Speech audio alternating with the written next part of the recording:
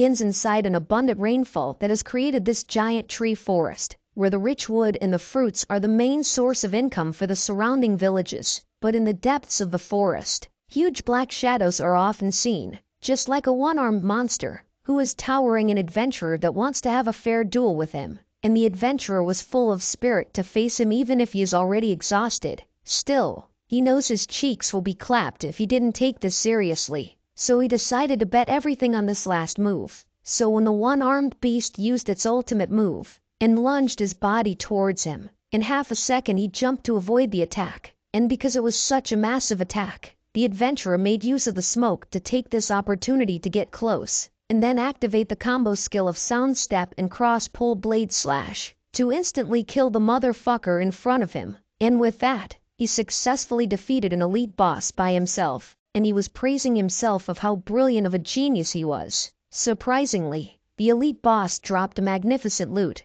the heavy sword it was using, and it actually has an advanced attribute that lowers 5 level requirements, in which he felt so lucky to be able to get such a weapon on the first day of the launch of the server. And with it, he can definitely be on the level and combat ability ranking. And as he was looking at his newfound weapon, a system fairy appeared, congratulating him for obtaining such a strong weapon, which the adventurer was glad. And since she appeared, he asks if there are any news that may catch his attention, to which she informs him that there is a limited time event that have been activated, and it seems like a limited time rare boss, named the Blood Moon Walker, has spawned in the giant forest, and defeating it will reward them a rare equipment and a massive amount of experience. With this news, the adventurer couldn't contain his smile, as this was what he wanted all along, and even though it should have some difficulty, he was excited since he can test out his newly acquired sword.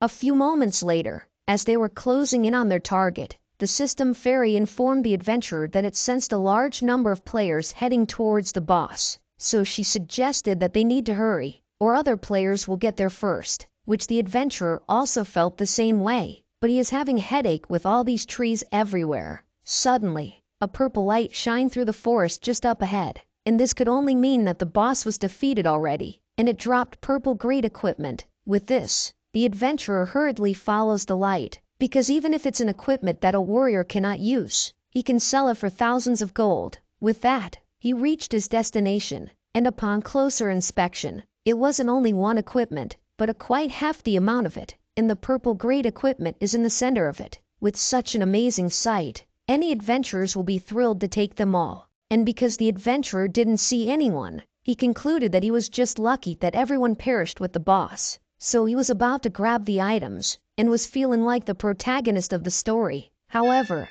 his celebration was short-lived, as his neck was sliced open by an unknown entity that he didn't even see coming because of how fast it was. With that, he could only look at his newly acquired sword being dropped from his inventory as he fades away, and it seems the boss was well and alive, and counted that it has killed 418 players. Soon after, a group of adventurers sprinted towards the boss, in high spirit, expecting to kill the boss with their own hands, and get a hand on the loot that it may drop. And because there are only 4 hours until the limited time event ends, they are all going all out in this attack. However, little did they know, this particular boss is built different, as it was specifically made to kill Mother Flipper who doesn't know their place. So as they got close, the boss slipped right through them like butter, while instantly clapping their cheeks one after the other. Even the chunky guy wasn't safe from getting sliced up. Seeing that this boss seems quite strong, the elf wasn't planning to get her ass handed to her,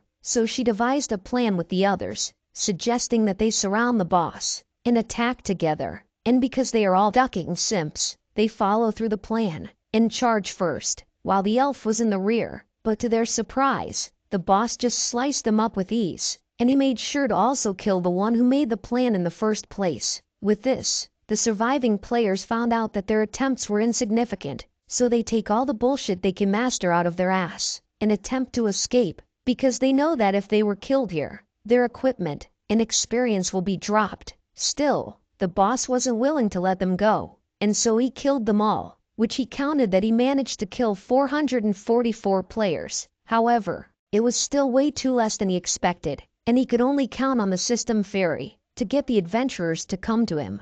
But before all of this happened, 3 days ago, one of the executives of the company is dealing with a problematic employee named Lu Li, telling Li how disappointed he was in him, because he knows all too well that with Li's ability, he could have obtained the company's equity this year and become a shareholder, and therefore, his future would have been limitless, but instead, he still insists on investigating that missing case, which will damage the company's interests and reputation. So, the board of directors have made a decision to terminate him immediately. Unexpectedly, Li wasn't fazed by this decision for one bit, as he accepted it calmly, and left the place to go handle the resignation procedures, which the man was speechless. Still, he couldn't help himself but sigh, as he just lost a talented individual under his wing, and now that Li is gone, he asked Secretary Wang to find someone to replace Li. However, the secretary wasn't really paying attention to his words, as she was also affected by the sudden termination of Li, because she chose this position in the first place so that she can see Li several times a day. But now that Li has left,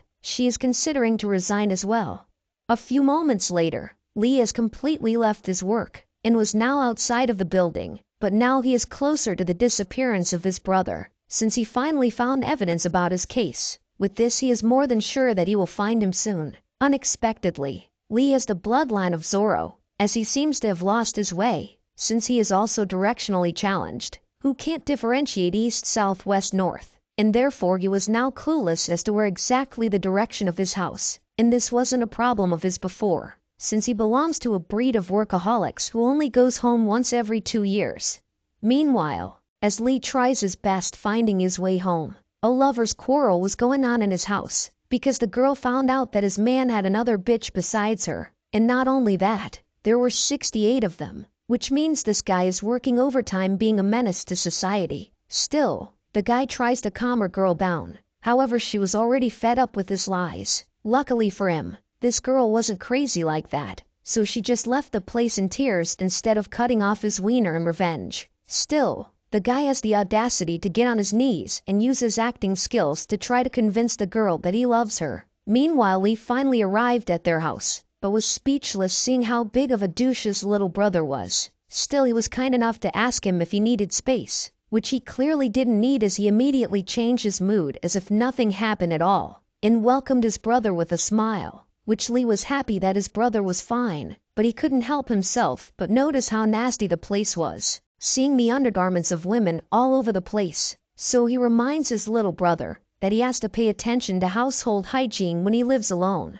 and shows some restraint in his private life, to which he just laughs it off, and explains that he is just lonely since he just left him all alone in the house. So to prevent such thing to happen again, this time he should accompany him for a few more days, and not leave in a hurry just like the last time, to which Lee clarified that he was about to do just that, because now he found evidence on their big brother's case. This news came to a surprise, which made his little brother happy. Still, it wasn't the time to celebrate yet, so he instantly changed his demeanor to a more serious one, as he tells his brother Lee that the device he asked him to prepare is ready, and tonight at midnight is the time of Fate Fantasy Moon's official server launch, and they were looking forward for this, since they speculated that the reason why their big brother went missing should be related to this game.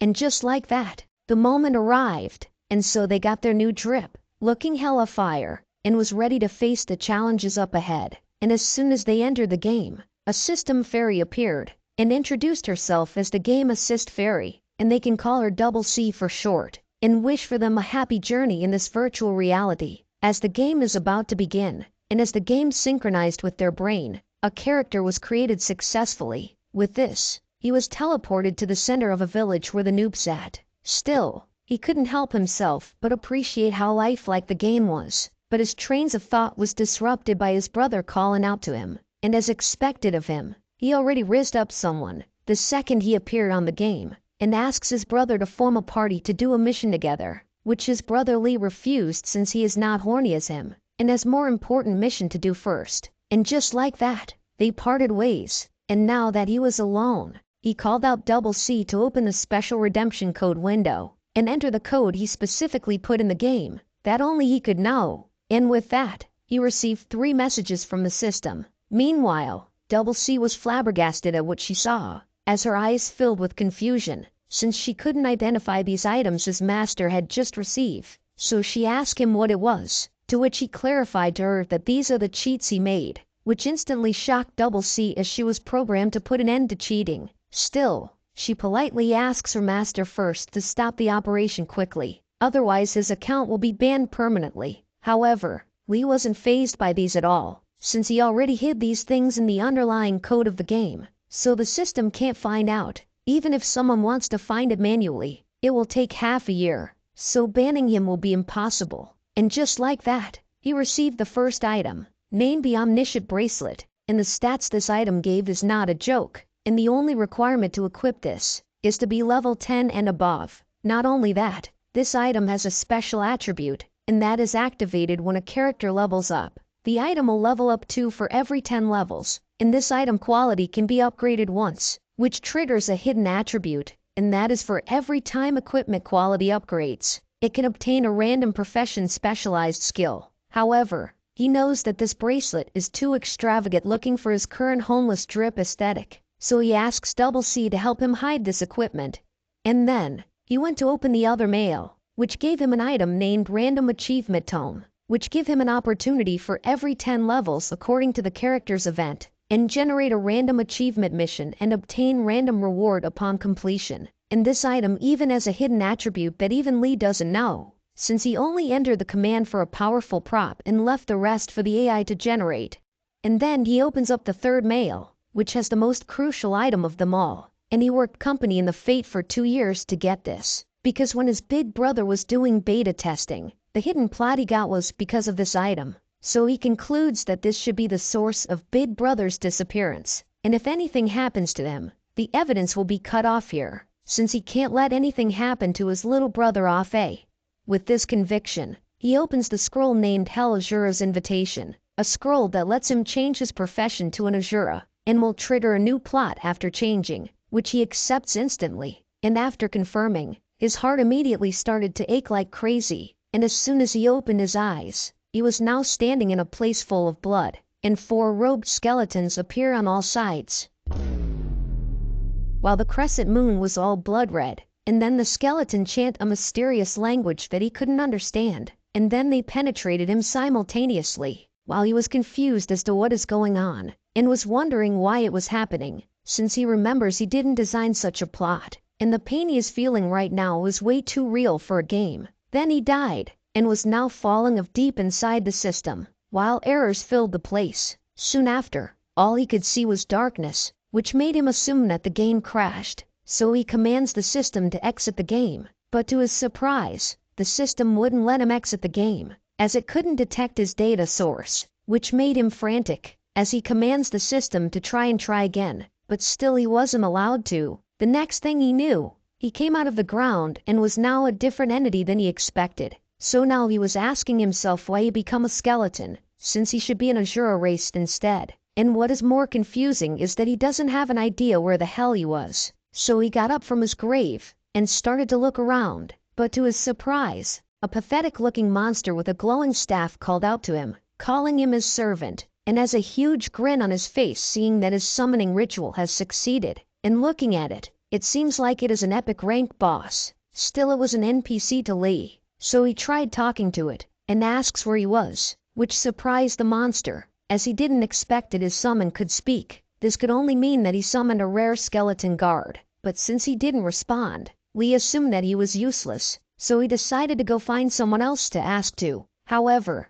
this action of his only made the monster pissed off, since he expected his summon to approach and kneel to him. However, he couldn't let such a disrespect slide, so it seems like his newfound servant need to be whipped first in order to become an obedient one. Otherwise, it will act arrogant against him. With this, he activated his hell chain, and chained up the mother flip in front of him, which surprised Lee, as he doesn't have a clue what was happening. But as soon as he saw the monster let out a massive aura pointing towards him, he knew his ass was going to be sent to the Shadow Realm. Luckily for him, before his ass got clapped, a huge entity smashed the monster from where he stood, freeing Lee from his chains, and as he looked up, shock filled his face as he couldn't believe how big the monster was. With this, he was now wondering if he entered the wrong map, and how does he even play the game with such a terrible conditions. Realizing that he doesn't have any choice, he tries to call out Double C in hopes that Double C is still with him. Luckily for him,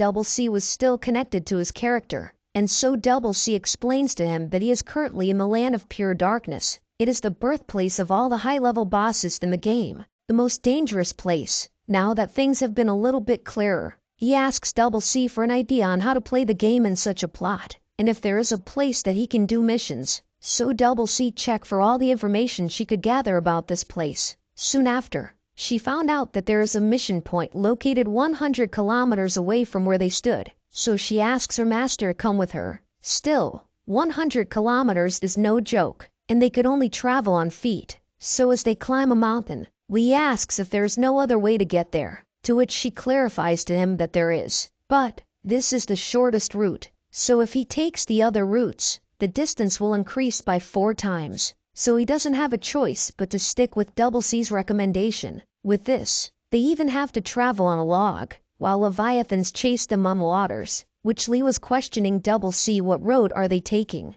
but her words of encouragement keep him going, and luckily Afe could still send messages to him, so it helped him get distracted from the insanity that's happening around him, telling him about the story of his mission, and how he has reached level 5 already, and he even got himself a green great staff, and knowing his brother well, he expected that he got to level up much higher than him, so he asks him what dungeon was he now on, and what level he reached now, but to his surprise, his brother was still on level 1, which surprised Afe, so he tells him words of encouragement, but Lee couldn't be bothered to hear the end of it, because now he is being chased by another humongous mother flipper who keeps eyeing on him, even though his cake is just made of bones. Fortunately, his will to live helped him get through the challenge he faced, and so he outrun that thing, and the next thing he knew, they finally see where the mission point was located, and even with the distance, they could see entities lining up to enter this huge place, and getting close to it. Double C estimated that it would take approximately 2 hours if they lined up to enter the main gate, but Lee saw that there is another entrance where no one is lining up, so he tells Double C about it, to which she clarifies to him that it is not the planned route. Still, Lee have wasted too much time already, and the route she planned was too rigid, so it really doesn't matter to him now, even if it isn't the conventional way to get in, as long as he can enter the city. With this, they arrived at the red entrance door, which 2 giant board guards stopped his advances to ask his reason, to which Lee explains that he has something urgent to do, so he asks them if they could let him in, which made the board guard smile, as he understood that it is normal to have urgent things to do, so he lets the little skeleton to quickly go in, which surprised Lee as this was the easiest thing he encountered after teleporting in this hellhole of a place, so he even thanked the guards for being such an understanding fellow. But little did he know, as soon as he entered, the guards couldn't contain their laugh anymore, as they couldn't believe such a weak monster to be so clueless to enter such a place, and he even thanked them, and now they were even excited to see how he dies in the Cloud Arena, where 9 deaths will occur, and 1 will survive. Soon after, we finally saw the light in the end of the tunnel, but as soon as he reached the end, and embraced the light from the other side, he was greeted by the loud voice of the commentator that welcomes him as a contestant, which confused Lee. While they look at his basic information, and to their surprise, he is only a level 1 monster, garnering the attention of everyone, but not in the good way, as they laugh at how pathetic he was. Even the commentator assumed that this little skeleton is just a cannon fodder contestant. However, as a good commentator he gaslights the crowd, telling them that maybe this little skeleton can show them interesting fights. And now that was all settled, he announced that the Battle Fest officially begins, making the crowd excited, as they look forward to the fight that will unfold in front of them.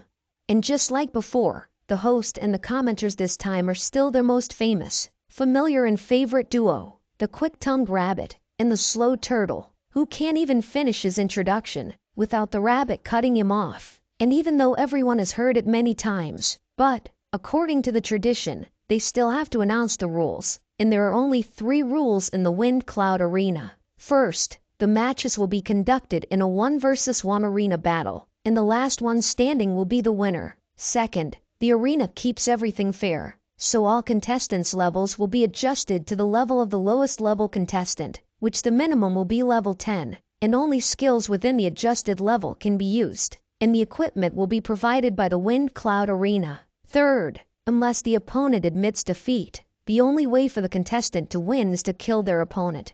As for the rewards, The winner of this Wind Cloud Battle Arena will receive 5,000 EXP and an epic grade weapon corresponding to their level. With this, they adjusted the levels of all contestants, which will be the lowest level battle recorded in the history of the Wind Cloud Battle Arena. And just like that, they were all level 10, and it seems like the other contestant wasn't fond of this outcome. Because of the rules, even their skills were lessened, and one of the contestants couldn't even use their ultimate move they just learned. So everyone was pissed off by this little skeleton that put them in such a disadvantage, and now they are planning to kill him if they got the chance, and warn him not to think he had a chance, since they are confident in their experience. With this, Lee realized that he messed up big time, and now he regretted that he didn't listen to Double C and just queued up in line.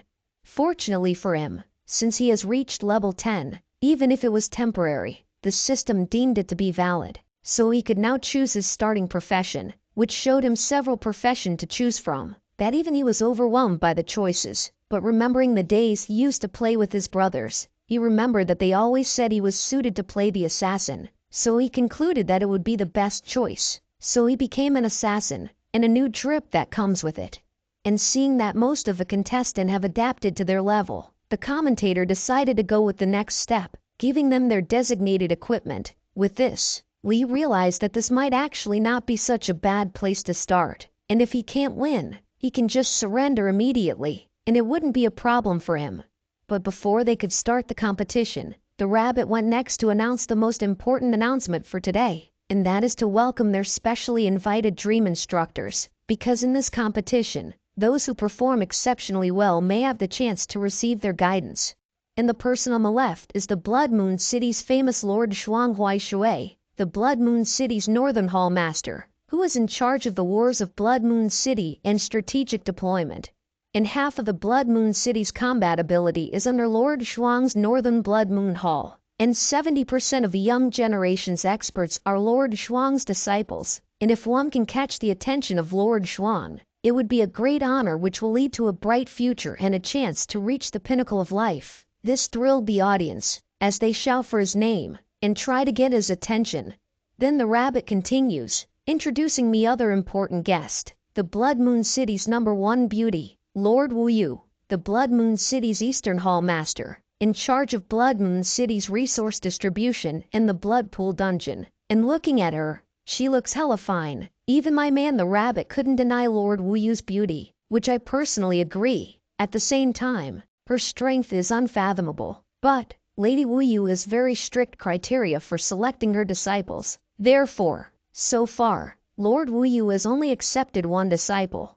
And Lord Wu Yu's one and only disciples is the unparalleled genius who has achieved 10 consecutive victories in the Wind Cloud Arena and shocked the Blood Moon City, Han Xiao. Her appearance also excited the audience, but knowing how ruthless and short-tempered she was, they wouldn't even dare to shout her name out loud. But on the other hand, Li was in shock to hear the name of Wu Yu disciple, Han Xiao, the name of his big brother. With this, he finally have another clue about his brother, and the woman named Wu Yu must know something, so he was thinking of a way to get close to her, but since he openly kept looking at her, he unintentionally caught the attention of Wu Yu, but in a bad way, since she was now thinking if she should just crush him on the spot. Luckily for him, she decided to let it slide, since Shuang is right beside her, and he may manipulate the decision if she does something quite stupid. But because of this, she was now contemplating on killing Shuang first.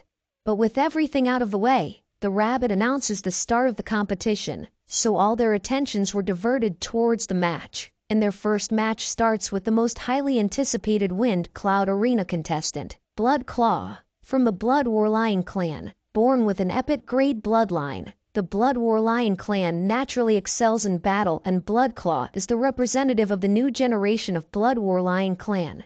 And his claws are invincible and incredibly sharp, and he is widely recognized as the favorite contestant to win this competition. And just as the rabbit had just said, with one swing of his claw, Blood Claw won with an overwhelming dominance.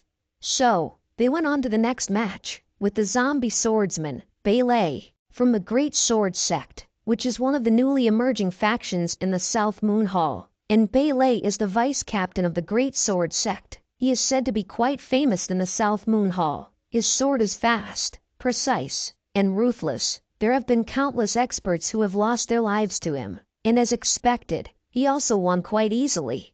And they went on to the third match, and the winner is the dual-blade demon, Gier, and he's from the faraway wild, and he fought as the Blood Moon City. His combat ability is not to be underestimated, but what surprised them is the next round, as they didn't expect that the cannon fodder contestant actually won. Even some of the audience was baffled as they couldn't even see how he managed to defeat his opponent, because of how fast it was. With this, things just got interesting, so the rabbit decided to quickly begin the exciting and thrilling second round of the quarterfinals of the Wind Cloud Arena Battlefest. With that, the first match was with Lee versus the dual-blade demon Gier. But even before they start fighting, Gier told Lee to just surrender, since he despises killing weaklings like him anyway, and a little skeleton like him is not qualified to make him attack. But Lee was just there standing menacingly, as he let this idiot yap his mouth for the last time. Meanwhile, on the other side of the game, Afe has wiped out all the goblins with his firebolt, rizzing the girls besides him, and was being the main character of his own story. But even with all the praise he got from the girls beside him, he was still convinced that if they see his second brother, they will know what amazing truly means. A true brotherly admiration from him doesn't change, as he wonder what his second brother doing right now, and if everything is going smoothly for him.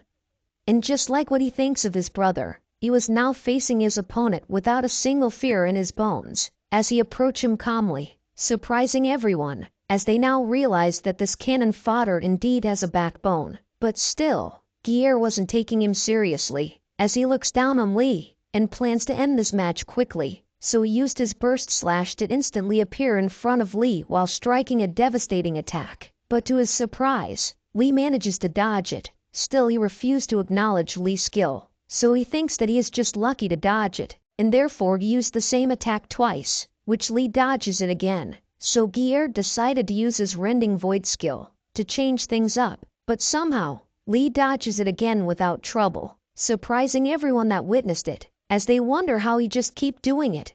But little did they know, Lee is goated with battle IQ, so he already managed to calculate the length of his enemy's arm with the length of his weapon, and by subtracting his enemy's palm grip length, he concludes that his opponent's maximum swing radius would be less than 2 meters, and as long as he can maintain this 2-meter distance between them, the probability of him getting hit by his attacks is low. But still, he needed to be aware of other skills such as weapon throw, or long-ranged skill, and so he also calculated that the enemy's skill has a half-second cast time, and the skill's flight speed is around 160 kilometers per hour. And with his reaction speed, it isn't hard for him to dodge his attacks. And now that he has created more distance between them, the next move he's most likely going to use is the burst slash skill, which is a straight line charge skill, but during its user's movement, it will momentarily cause the character to become immobilized. So, if he can make use of that moment, he can win. At the same time, the audience was helpful in stirring Gier's emotions, doubting his skill, since his attack was easily dodged by the cannon fodder. With this, Gier was now pissed, so he lost his cool, and was now damn serious in killing the little skeleton, and just as Lee expected, he used his burst slash, and so, Lee executed his plans effortlessly, while activating his critical hit skill, to kill Gier in one blow, surprising Gier, as he didn't expect his dream of becoming the Lord of Oblivion would be crushed by a little skeleton, while the crowd goes wild, as they were in shock to witness the cannon fodder become the dark horse in this battlefest, and so they look forward to his performance in the upcoming finale. Even Zhuan thinks that the skeleton is quite interesting. However, this display of skill wasn't enough for Wu Yu, as she assumes that the skeleton is just a little smarter and nothing special. But since he has kept her from being bored, she decided to reward him a bit more time to look at his skills further, while Zhuang was convinced with Wu Yu's words, since it is true that the lowest ranking bloodline will be useless no matter what. And then, they went on to the next match, where everyone was convinced it to be the championship battle, since it is with Bloodclaw against the zombie swordsman Bailey. And just like with other contestants, Bloodclaw tells Bailey that he should already know it clearly that he is not a match for him. But still, Bailey wasn't fazed by such claims, and even though his bloodline is inferior to him, he was confident that as long as he has his sword in his hand, Nothing can stop him. And with such conviction, Bailey used his combination skill called Flowing Dance Leap, which was a combination of a water dance and burst slash, and become 5 times faster than Gier's burst slash, to sever Blood Claw's head in one attack. And as his blade comes close, Bailey was confident that it would connect, and therefore showing to everyone that bloodline aren't everything. However, he soon realized that he is not that guy. If you're not that guy, pal, trust me, you're not that guy. As Blood Claw looked at his blade, and started munching it like the caped Baldy, and now that he made his opponent's blade ineffective, it's his turn to attack, using his dual blazing claw to kill him in one go. And Blood Claw was an out-of-pocket guy, as he insults his opponent even though he was dead already. And with such outcome, the crowd goes wild, and started chanting his name. Even the rabbit assumes that they are looking at the future champion of the Wind Cloud Arena, without considering the last match. While Zhuang also felt the same. So even though his bloodline isn't pure, he deemed this little lion to be fitting to be nurtured by him, while Wu Yu on the other hand wasn't convinced for one bit, as she deemed this lion not even fit to guard her gates. At the same time, Lee realized something wasn't adding up, as he couldn't believe the lion to actually bite through Bailey's weapon. Since the weapons are distributed by the arena, they shouldn't be destroyed so easily, unless, even after the lion's level was reduced to 10, his base level was reduced to tributes far exceed the average value. So, it seems like he will have a tough opponent to deal with. However, his train of thought was disrupted by the lion, calling out to him, and unlike what he did to the other contestant, instead of discouraging him, he challenges the little skeleton to come to him, and fight him head on. Since he haven't had enough fun yet, but this provocation of his didn't affect Lee, as he was smart, and if his previous analysis is correct, he is no match for him. But the only way to get close to Wu Yu is to win this competition. So even if he knows he is at a disadvantage, and the commentator is trying to discourage him to forfeit the match, giving up after encountering difficulty is not in his mind, because he wouldn't find his big brother if he would be such a coward. And his brother and Afe are the only family he has left in this world, so they are more important than his life. Therefore, no matter what difficulty he faces, he won't stop. With this, the final match begun, and so the lion was more than happy to insult the little skeleton, as what he expected of a low-ranked creature, a dumb son of a gun that can't even take a slight provocation. But now that he is facing him, he proudly claims that he will treat the little skeleton as a dessert to celebrate his victory, and plans to make his opponent show his desperation and regret to please him till the end. However, his threats didn't amuse Lee for one bit, as he just looks at him like dead meat. So he leaped towards the lion, which the lion discerned that his speed is even slower than the swordman before. Way too slow in fact, that he just decided to use one hand to stop him. But to his surprise, the little skeleton just dodged it quite easily, and was now behind him. Still, he dodges it, but now he was reminded that this little skeleton was an assassin, and it seems like he was just pretending to caught him off guard. But it doesn't really matter, since he is still a trash in his eyes. So he used his long-ranged skill to counter, but this was also dodged by the little skeleton. With this, the lion wasn't smiling anymore, as he realized that he is fighting with a flea that is just planning to dodge his attack. And what surprised him even more is that he was now bruised by the one he thought was trash, while not even knowing how he managed to do it. So he took it as an insult, an unforgivable act, since he is Blood Claw, the noble leader of the younger generation of Blood War Lion clan. So it is an insult to be injured by a lowly trash. With such an outcome, he was pissed more than ever, so he activated his skill, the Blood War, which increases strength and critical hit by 20% for 15 seconds, to kill his opponent in the most humiliating way possible.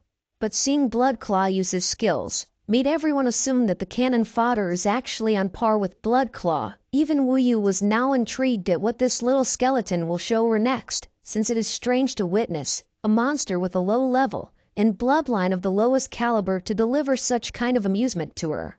Then, Blood Claw started his attack, leaping towards the skeleton, as he drowns him with flurry of attacks. And even though the skeleton manages to block it, he knows that he couldn't keep this for long, since every strike thrown was heavy like a truck, and just as he expected, he lost his balance, and his defense was broken, and so Blood Claw used this opportunity to yeet this motherfucker out of existence, while he insulted him one more time, telling him to stay where trash belongs. But to his surprise, as soon as he got close, the little skeleton reveals to him that all of this was just an act, and that he was just waiting for him to use his special move. Because even though his killing move is very strong, but within half a second, he will be unable to turn around immediately. So the little skeleton used this chance to activate his backstab ability and teleport behind the enemy and launch a surprise attack. However, this plan of his could have worked with other contestant, but not with Blood Claw, as he has a skill that doesn't need him to turn around, and that is the Blood Origin skill, Lion Roar. With this, all the enemies within 5 meters will be forcibly immobilized for 1.5 seconds, surprising everyone, even Zhuang. So now he made up his mind to take Blood Claw under his wing, while Wu Yu on the other hand felt it was such a waste, since she finally got interested in a participant for a long time. But she couldn't help it if the little skeleton is unable to survive this, because of a skill issue.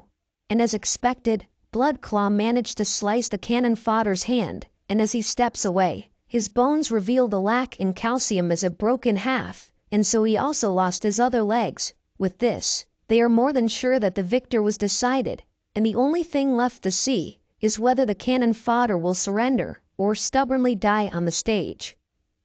However, Blood Claw isn't planning on letting the little skeleton live, as he laughs at him while seeing his pathetic state. While the little skeleton, on the other hand, was more than happy to see that things are looking good, because it seems like the fish is about to bite the hook. With this, Blood Claw was trying to think of ways to humiliate the skeleton, such as breaking his bones one by one, or playing with his head like a ball, while Lee's just sitting there menacingly, waiting for his opponent to take 3 more steps towards him. And with that, Blood Claw stepped on the little skeleton's dismembered leg to provoke him even more. But little did he know, this is what he was waiting for all along, and he stepped up and throws his dagger in front of Blood Claw, which Blood Claw assumes that it was just a puny attempt of struggle, so he just blocked it without thinking that much. But little did he knew, the little skeleton was still in control of his other hand, so it manages to throw the dagger, for him to use it while he activates his backstab skill. And with that combination, he severely injured the proud lion with 1 strike, immediately catching everyone by surprise. And because of how shocking it was, everyone fell silent as they couldn't comprehend what just happened. Luckily for them, they still have another commentator to break off the silence, and since he was being cut off the entire time, he took this opportunity to shine, busting out his magnificent voice to match the fight he just witnessed. And it has been too damn long since he has last seen such a thrilling comeback. So is the rampaging turtle. He took this as a mission to shed some light to everyone on what happened, and that this was all part of the cannon fodder's plan from the very start. He first displayed his speed advantage and attacked the strongest while being weak. He then provoked Blood Claw, causing him to get angry, and when Blood Claw got serious, he purposely pretended to be weak, luring Blood Claw to use his ultimate move. But the most amazing part is while everyone thought Blood Claw was the one who severed his arm and leg, it turns out that it was actually Cannon Fodder himself who did it. In the end, when they all thought the Cannon Fodder was doomed, he used the skeleton's resurrection skill, which enables him to have spiritual connection to a fallen skeleton bone for a period of time, and made his ultimate comeback by defeating the stronger opponent despite being weaker.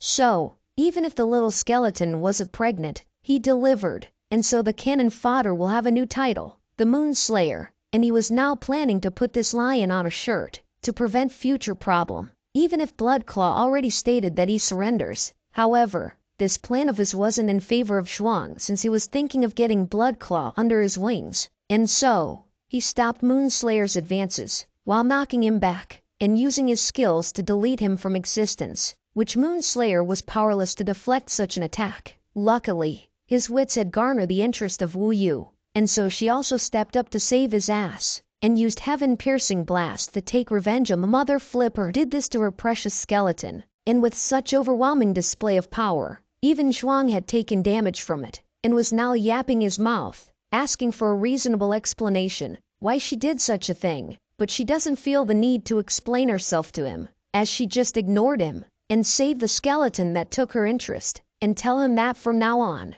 he belongs to her.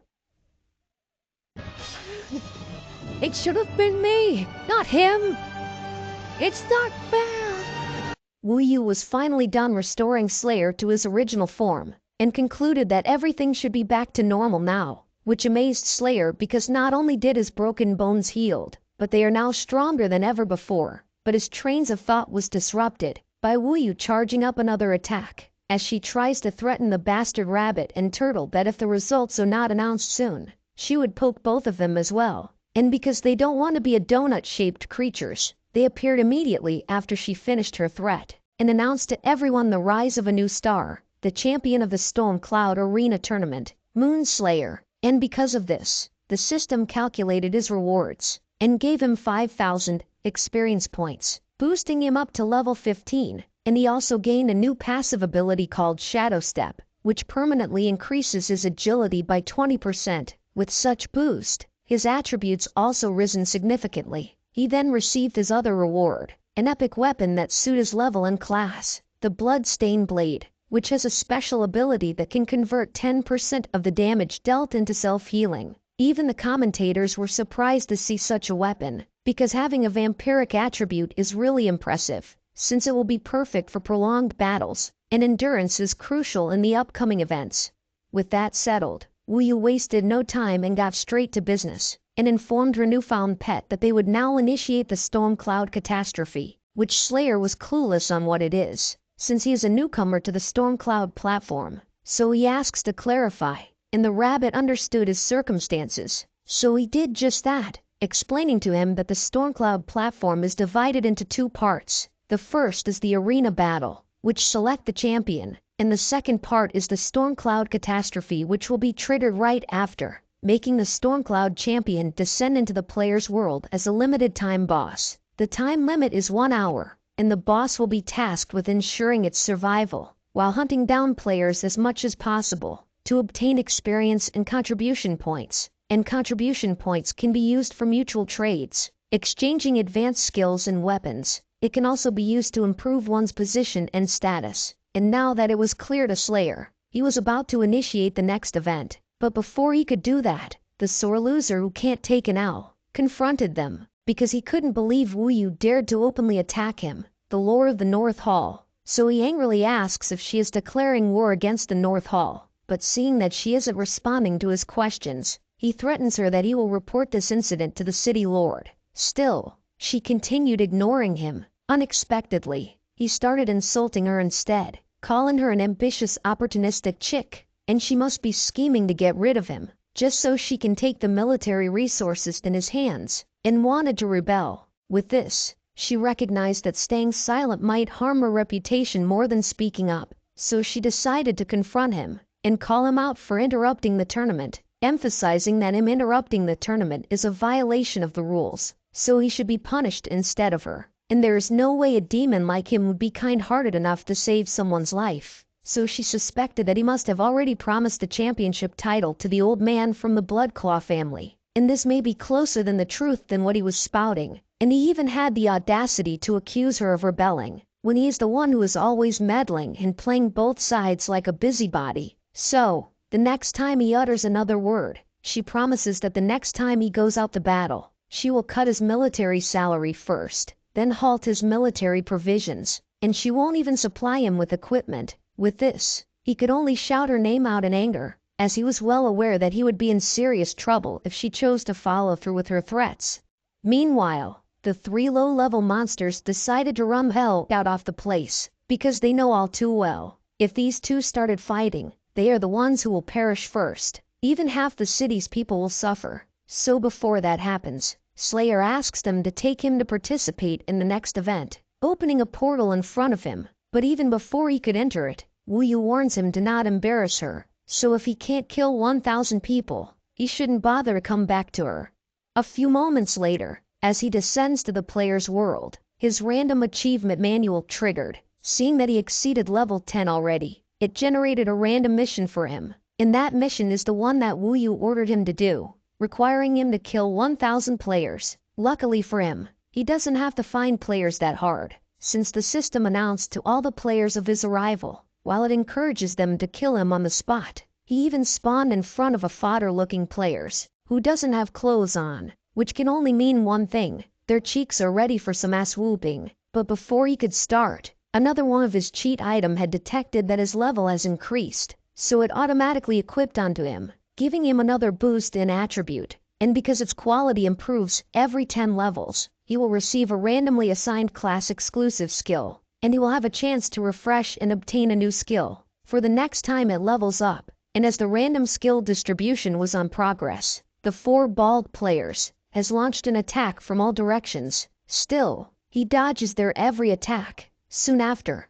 the system finally decided on what to give him, a skill named Hunting Scourge Blade, which enables him to swiftly deliver 4 slashes to the target, starting at a 110% damage to a 150% damage at the last slash. And if the target is killed by the skill, the slashes will be retained and automatically target a random enemy within 10 meters to continue the attack. And it also has a powerful passive ability, and that is for each enemy killed by this skill, an additional 150% physical damage slash can be added. And because Slayer was smart, he knew exactly how to use this skill at its full potential, so he slashed his way through his opponents, inflicting damage to them significantly, because he knows that as long as he lowers the health of a large number of enemies, and then activating his newfound skill, his hunting proficiency will be doubled, and theoretically, he just unlocked auto-hunting. So, after killing the 4 players, he summoned Double C to ask if other players can see his location, to which she responded that they can, since the system keep on broadcasting his location to all players in real time. With this, he got that black Air Force energy covering his body, as he was fired up more than ever, since he knows that things just got much simpler for him. And so, as the players appeared, he unleashed his unprovoked menace behavior and started penetrating them left and right, and not long after, only the player's weapon remained, and Slayer was now sitting on a branch of the tree, contemplating to move to a new location, since the number and frequency of players gathering are decreasing, and he can't pick up the player's equipment either, so there's no point in staying further. But before he could leave, another ambitious mother flipper appeared. He even got the audacity to think he is the protagonist of the story, and was planning on taking all the weapons to himself. And so Slayer decided to put this idiot where he belongs. Know your fucking place, trash! Slicing his windpipe instantly. And just like what was showed before, the number of players he killed increased to 444. But still it wasn't enough, so he decided to search for more players than wait for them. But before he could do that, the interaction with the ambitious player gave him an idea. So he sent Afe the coordinates of his current location, and told him to go by himself, which Afe assumed that his brother is going to treat him, or even give him some items to help his adventures. So he went to the location as fast as he could, but he didn't expect to witness a few hundreds of them, leaving him shock and disbelief.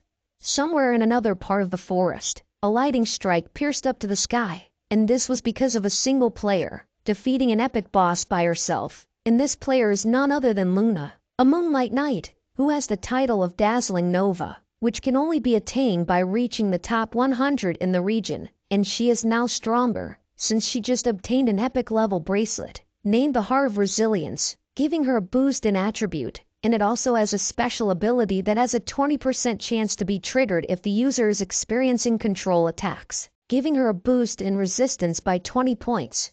And while she is just standing menacingly, Slayer was sitting at the top of a tree branch again, while being amazed at this player's skills, since this is the first time he saw a player who can solo an epic level boss. Intrigued by this, he asks Double C to look up information on the Moonlight Knight class. So, she did just that, and showed to him that the Moonlight Knight is a hidden class among swordsmen, possessing balance attributes, and all of the Moonlight Knight's attack has both physical and magical attributes. In summary, it has a low entry requirement, with a high ceiling potential.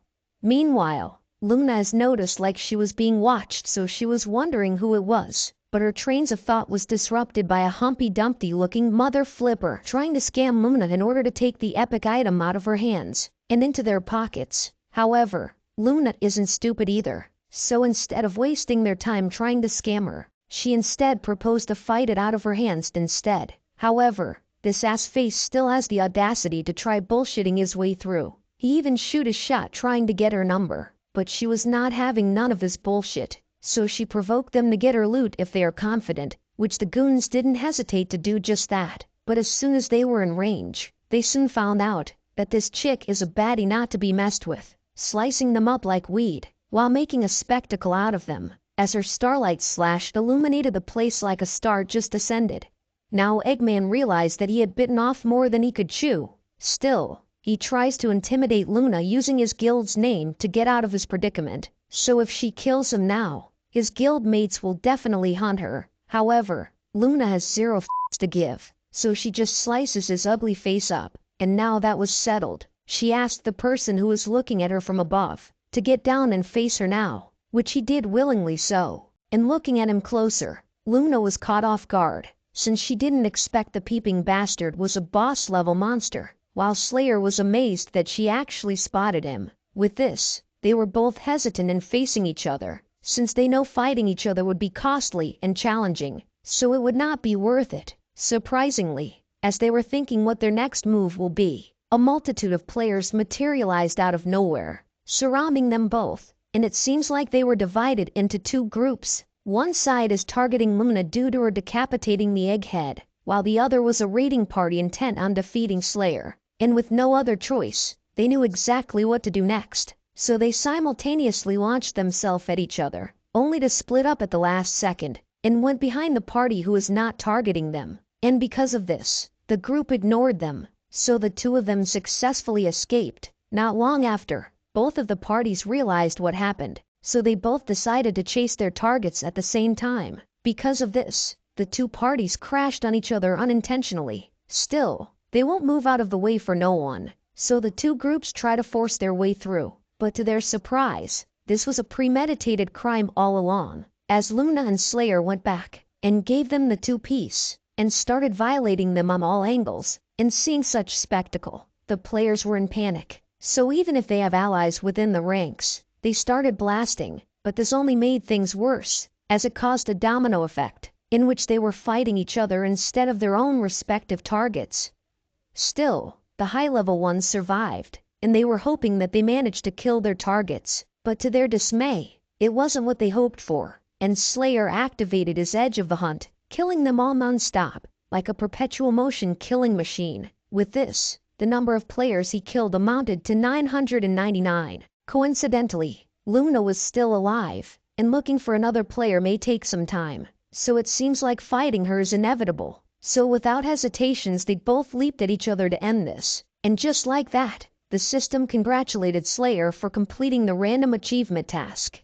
A few moments later, somewhere in the real world, a white-haired girl on a wheelchair is enjoying the view of the sea, and that girl is none other than Luna, and it seems like she is from a wealthy family, considering the fact that she got her made from the Courage Cowardly dog. And her VR headset looks insanely cool, but I digress. Her real name is Bai Xiaoyu, from the Bai family, and the maid is informing her that her parents is calling her for dinner. However, she isn't planning on joining them now, since she just met an interesting boss. So she went to her quarters instead, and wrote a rough estimate about the things she might know about the boss she encountered, so she could defeat that bony son of a gun. Meanwhile, as Slayer was going through the portal, the random achievement tome detected that he has completed his mission of killing 100 players, and therefore it gave him a reward, a mythical tier item, the enchanted divine earrings, which allows the holder to transform their own race, and after transformation, the holder will gain race-specific appearance, race-specific passive talent, mastery of its language. With this, he was contented to receive a worthy reward for his efforts, since this item has both great applicability and functionality. And then, a system interface popped up, congratulating Slayer for completing the Stone Cloud catastrophe. And with his amazing performance, the system has settled to reward him 1,000 contribution points and a crazy amount of experience points, leveling him up to level 21. And with this, he acquired yet another skill, the Rending Burst Blade, which allows him to enhance his next basic attack, dealing 180% of physical damage to the target, while ignoring 20% of the target's physical defense. There's also a 20% chance to inflict the target with bleeding status. Soon after, he stepped out of the portal, which he was greeted by the loud cheers of the countless of crowds, who has seen what he just did. Even the commentators were impressed seeing that he achieves a record of killing 1,000 players. So, It is obvious that he is truly deserving of the title Rising Star of the Storm Cloud, but this amazing accomplishment also garnered the hate of others, which Slayer took notice, as the idiot couldn't look him in the eyes. Not that he has won. Still, he couldn't care less about him, so he redirected his attention toward the baddie in front of him, who was also recognizing his dependability, as he hadn't embarrassed her, which made her quite delighted, resulting in a genuine smile. And now that she sees him to be worthy of her time, she waved her hands, suddenly opening a portal, and told Slayer to follow her, which he did willingly so. And now they entered one of the secret realms, the Blood Moon City's evolutionary blood pool, which confused Slayer upon looking at it, because there is nothing about it in the game he designed, so he was wondering what is really going on. But his train of thought was interrupted by Wu asking him if he had a clue about the reason why. Even though Blood Claw's level was adjusted to the same level as his, he was able to easily defeat others, to which Slayer responded confidently, explaining that he knew the reason, and it was because of bloodline. Just like equipment has different qualities, each monster's attribute varies greatly due to bloodline differences, and his bloodline is the lowest. And seeing that they are talking about bloodlines, Slayer asks if the place they are standing right now is related to breaking through bloodline attributes, to which she responded that it is exactly what he assumed, and this is one of the secret realms under her jurisdiction, and since she acknowledged his worth, he can now pick any area that he would like to jump in. But before that, she reminds him to not get his hopes up, since his evolutions still depend on his luck. Meanwhile, in the Blood Moon City's North Hall, Shuang is having a tantrum, thinking about how Wu just disrespected him in front of a crowd, so his blood keeps on boiling in rage. Still, this wouldn't happen if it weren't for that useless brat from the Lion Clan, fueling his anger even more. And seeing that this might get out of control, one of his advisor that was beside him tries to calm him down, and tells him that he shouldn't be this furious, cause this might not be such a bad thing. After all, the Lion Clan has always intended to be on good terms with him, and through this incident, they saw that he is willing to get hurt to protect their descendants, so he concluded that this will surely strengthen their loyalty towards him. But even after all of that, Shuang admitted to his advisor that he can't swallow his anger, and it's really getting on his nerve of how uncomfortable it is. In response, the advisor offered a suggestion, a more indirect way to provoke Wu. Although they couldn't directly harm her, there were alternative methods. He leaned in, whispering the plan discreetly to Shuang, and upon hearing all of it, a wicked grin spread across Shuang's face, as he decided to proceed with the advisor's plan. A few moments later, Slayer had already dipped himself on the pool of blood, and was now in the process of evolution, while Wu was observing his progress, which she can't help but be fascinated at him, as Slayer's absorption speed is quite fast, and this could only mean that Slayer's potential is quite high. However, her train of thought was disrupted by someone calling out her name, and so she turns around, only to see the City Lord's mansion Black Death Guards, asking her to come with them, since the City Lord has given them an order, summoning her to the main city immediately. Still, she wasn't going to just agree with them that easily, and she is quite busy right now, so she asks them to wait until she is free. However, they are not her underlings, and so they are not planning to follow her as she pleases, and so the captain takes out the City Lord's Blood Summon Decree, and upon the issuance of the Blood Summon Decree, the recipient must immediately present themselves to the City Lord, and those who disobey shall be executed without mercy. With this, she doesn't have a choice but to go with them. But before she leaves Slayer behind, she told a cryptic message, informing him about how there are occasional rock falls in the nearby mountain, so he should look out for that, to avoid getting crushed accidentally. After that, she leaves with the guards. With this, the captain couldn't help himself but smile, as everything is according to their plan. A few moments later, Wu and the guards had completely left Slayer all alone. However, it appeared that the progress of his evolution was about to reach a conclusion, as the blood around him had increased and was now enveloping his entire body. Soon after, he was nowhere to be seen as the blood had completely covered him. But this was also the moment the others had been waiting for, since it is the time when Slayer couldn't cancel his evolution process and is vulnerable to attacks. And so, the lower commander of the Shadow Squad signaled his subordinates to attack, which they didn't skip a beat to do just that.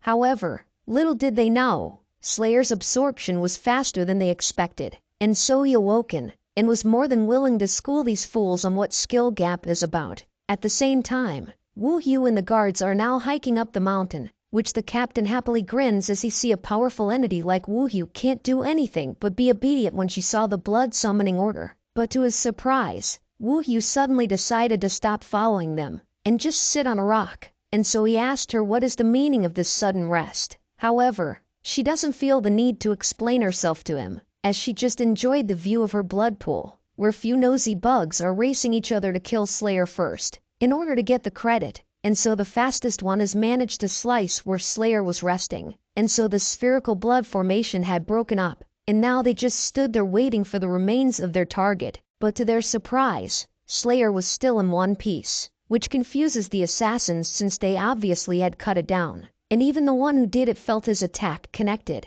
Still, seeing that their target was standing, they didn't hesitate to make sure this mother flesh ceased, but as soon as they got a closer look on their target, shock fills their eyes, as they realized that Slayer had completed his evolution and came out smoking hot, and so they are now questioning their sexuality. But even before they could react, Slayer had decapitated them both, while the lower commander was shocked to see he completed his evolution as well. But still, they gotta get things done, and so he commanded his subordinates to attack together, which they immediately did, and with teamwork, they launched a coordinated attack. But Slayer just simply took a step back to dodge it, cause these little dudes were slow as heck. And what's even more surprising is that he had violated them without them even noticing, as Slayer is now on a whole nother level. They didn't even realize they were dead, not until they saw their heart in Slayer's hand, completely shocking them all. But the lower commander can't have that. He can't let that disrespect slide, and so he attacks Slayer with everything that he has. And with each strike, he embed his blade with a powerful aura that multiplies his strength. However, Slayer is on demon time right now, so he easily dodges them all, and Slayer proved to be a total menace, as he doesn't even take this fight seriously at all. He's even smiling deviously while doing that light skin stare. With this, the lower commander realized he was done, so he easily took some damage from Slayer without resistance, completely tearing off his left arm, leaving him no choice but to step back and think about his life choices, wondering where it all went wrong. All the information given to him about Slayer has misled him, but even if he realized this, he can't just dip out of here. He has to kill Slayer, since this mission was trusted to him by Xuan, and he is not willing to tarnish his master's name. And so he summoned the other hidden assassin to his aid, to complete their mission with everything on the line, which they fully understood. Therefore they performed a ritual to boost the bottom commander, giving him an immense power that buffed his overall abilities, and he even regenerated a limb because of this, and was now looking to kill Slayer, while Slayer remained calm, as bottom commander is still a bit in his eyes. And to prove this, he willingly throws himself towards the enemy's range, and as soon as he got close, he reverted back to his skeleton form, which made the commander think Slayer's evolution was failing, in turn making him confident to win this match. And so, he continued to strike, but to his surprise, Slayer easily dodged it. Wait a minute, why hasn't the energy from my fist transferred into his head yet? Wait, he ducked? Literally how? I put so much speed and force into this. I couldn't even imagine dodging something like this on such short notice. He had to have already known exactly what angle and speed I would be coming from. I'll just pull back and catch him with a follow-up attack. Okay, I literally can't pull my hand back. The inertia is crazy. And during his enemy's momentum, Slayer took this chance to turn back to his demon form and decapitate the commander. With this, shock can be shown on the bottom commander's face as he saw his own body without a head. Meanwhile, on the side, Wu Yu applauded Slayer's performance, delighted to see that his harvest went quite smoothly. Slayer then asked if these assassins were from Xuan, to which she confirmed. Even the guards who took her were connected to Xuan, but she had already sent them away. With this information, Slayer realized that she knew what their motives were from the start, and so he asked her if this was his second test. However, as he approached her suddenly, the view became more clear. She noticed that he was quite well equipped down there, and so she was looking at it more than she should, which embarrassed Slayer, causing him to hide it from her. Surprisingly, she was quite thirsty and commanded him to take his hands off right this instant. With that settled, she told him that she was quite satisfied with his performance, and so she asked what he wanted, as she could grant him one wish. Heh boy, but my man is not horny, as he only wants one thing, and that is to know where his brother is. So he asks Wu Yu the whereabouts of Hanny Xiao, which made her sigh as she brought the bad news to him, that he was already gone. The protagonist received the mythical tier item, an enchanted divine earring that allows him to morph at will, and a new skill called Rending Blade, which enhances his attack and debuffs the target with bleeding. And since Wu Yu recognized his worth, she invited him to her secret realm, the Blood Moon City's evolutionary pool, where individuals can break through their own bloodline attributes. However, while Slayer was using the pool, the City Lord's Black Death Guard arrived to summon Wu Yu to the main city immediately, and she couldn't disobey them due to the City Lord's blood summon decree, so she joined the guards and left Slayer alone. However, it turned out to be a setup, as the Shadow Squad ambushed Slayer before he could finish his evolution. Slayer, however, proved to be faster and more skilled than they anticipated, successfully completing his evolution and defeating the assassins effortlessly. After he was done, Wu Yu returned and revealed that this was all planned by Xuan, to which Slayer realized she knew about it from the start. So he then concluded that leaving him with the assassins was her second test, which she confirmed, and since she is satisfied with his performance, she was willing to do anything he wishes. But Slayer is a man of focus, commitment and sheer fucking will, and so he asked about the whereabouts of Hanny Xiao. Unfortunately, Wu Yu could only deliver the sad news that his brother was already gone. Now on to the next part. Upon hearing the devastating news, Slayer was so shocked that he fell silent. However, his desire to know what had happened to his brother pushed him to ask Wu Yu for more details. To his surprise, Wu Yu reminded him that this was his second question according to their earlier agreement, but seeing how he was trembling, Wu Yu understood the importance of this matter to him, and so she agreed to answer his questions, but first wanted to know why he was so interested in her previous disciple, to which Slayer explained that it is because he is his big brother, and as he shared this, he began to reminisce about the day he had first met him. In the orphanage, whose name he couldn't recall, children would play every day while hoping to be adopted. Unfortunately, those without parents were often targets of bullying, and so a group of older teenagers had decided to torment kids like Lu Li and Ah Fei, and it seems they have already been beaten up by these trash of a human being. However, these bullies didn't stop at physical harm, as they discovered that the rabbit they held was the last memento from a poor child's mother. With this, they decided to be even more malicious, taunting Lu Li and Ah Fei over it.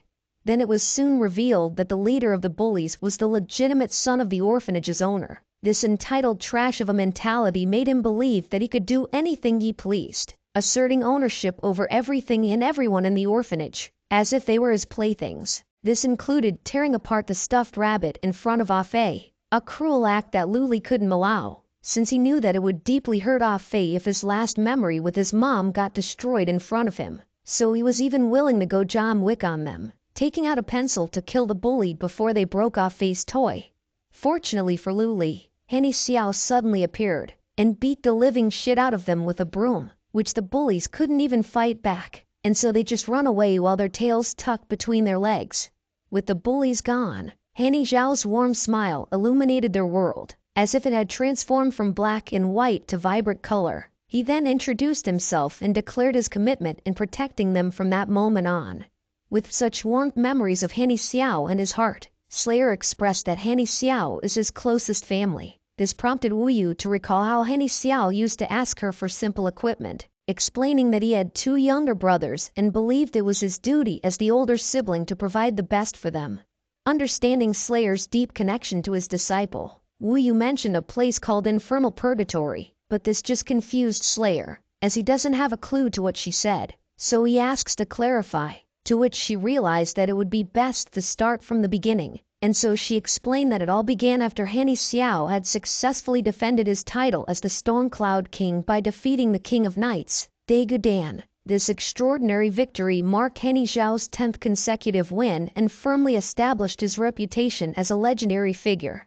And just like usual, Hanny Xiao entered the Stormcloud catastrophe, but this time was different. He didn't return even though 4 hours had passed, which was odd because the event had already concluded, and according to the usual protocol, participants should be forcibly sent back when the event ends. However, there was no sign of Hanny Xiao. With this, Wu Yu grew increasingly concerned, so she uses everything at her disposal and searched everywhere for him. But even with her efforts, it still took her a long time before she found out that the last place Hanny Xiao entered in was called the Infernal Purgatory. And since she knows the location, Slayer asked why she didn't simply go there to find him, to which Wu Yu explained that she couldn't, as there was an unknown force blocking access to that realm, preventing her from teleporting there or intervening in any way. With this challenge ahead, Slayer racked his brain for a solution, but to no avail, and so he decided to reach out to Double C, asking her to search for relevant information about the Infernal Purgatory. To his dismay, as she attempted to access this information, she started to bug out, and shortly after, a system notification popped up, indicating an error.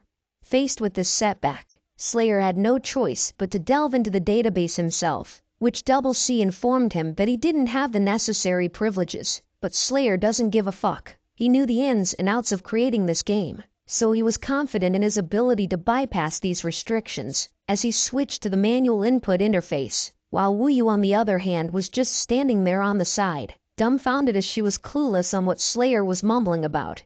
And as Slayer entered the secret codes, he made an effort to calm himself down, as he realized that he couldn't afford to be hasty when he is so close to potentially finding his brother. And the timeline of his brother's last appearance in the game and when he went offline seemed to align perfectly, strengthening Slayer's conviction that the Infernal Purgatory held the answers he sought, so he can't afford messing up.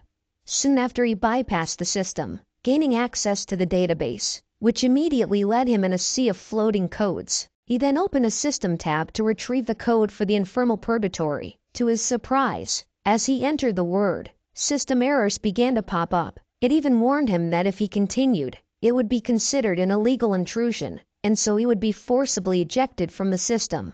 Still, he couldn't accept it, so he commanded the system to open the source code. But to his dismay, this action seemed to worsen everything, as the source code started to be overwritten, which should have been impossible. So this left him dumbfounded, but before he could find answers, he was in the process of being forcibly ejected. And just like that, he returned to where Wu Yu was, and it seems like she didn't notice his sudden disappearance, as she just proceeded with their conversation as if nothing had happened, telling Slayer that what she had said was all she knew, and if he didn't believe her, he should go and find out for himself. So it looked like Slayer didn't have a choice but to go there himself. However, before he did that, he asked Wu Yu if she would be willing to do him another favor, to which she clarified that this would be his third request, so it seemed like he wouldn't get anything more from her for the time being. To his surprise, Wu Yu had a change of heart and permitted him to tell her what it was. Therefore Slayer didn't think twice to ask her for directions on how to get to the other realm.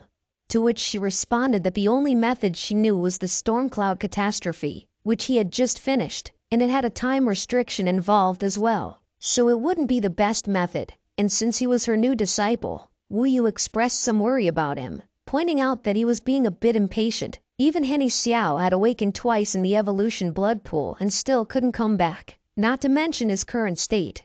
However, Slayer couldn't hear her, as he was deep in thought, since he couldn't just stand still when he was so close to finding his brother. Fortunately, he didn't have to figure it out himself, as Double C informed him that she knew a method to return to the other side, and he just needed to follow her.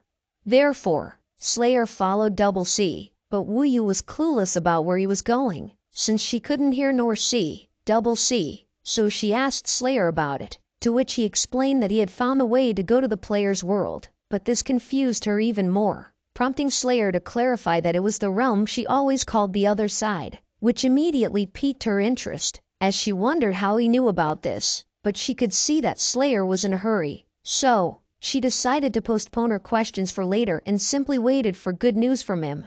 Meanwhile, in the player's realm, a massive explosion erupted amidst the trees, resulting in the demise of a group of moth-like monsters, and the one responsible for this fiery display was none other than Afei, who had now reached level 23 as a firestorm mage. Along with his fiery prowess, he seemed to have attracted the attention of a few girls who found him hot as well, swarming around him like moths drawn to a flame.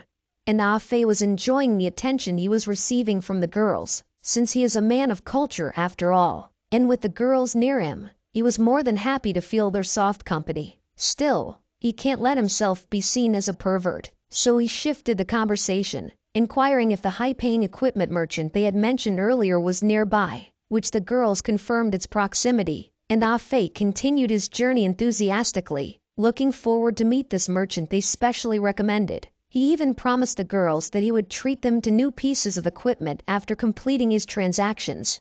However, as Ah Fei ventured deeper into the woods, he became aware of a group of players blocking his path, and suddenly, players appeared from all directions, surrounding them. It was clear that this group had nefarious intentions, and they even referred to him as their scapegoat. With this, he quickly instructed the girls to stay behind him and prepared his magic. However, to his dismay, the girls he was trying to protect revealed their true colors as they simultaneously backstabbed him, both literally and figuratively.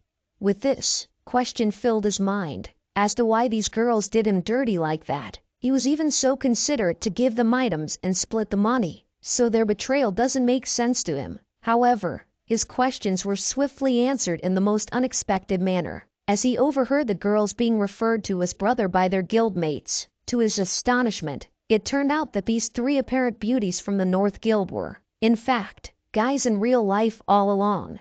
This revelation filled Ah Fei with anger, not because of the betrayal of his wealth, but because it was about the betrayal of his trust and feelings. And this newfound motivation compelled him to stand up once more and teach these deceivers a lesson they wouldn't forget. But even before Ah Fei could launch his counterattack, his enemies decided to make the first move, lunging at him. However, Ah Fei proved to be faster than they had anticipated, and so they received a fiery fist that knocked them both down.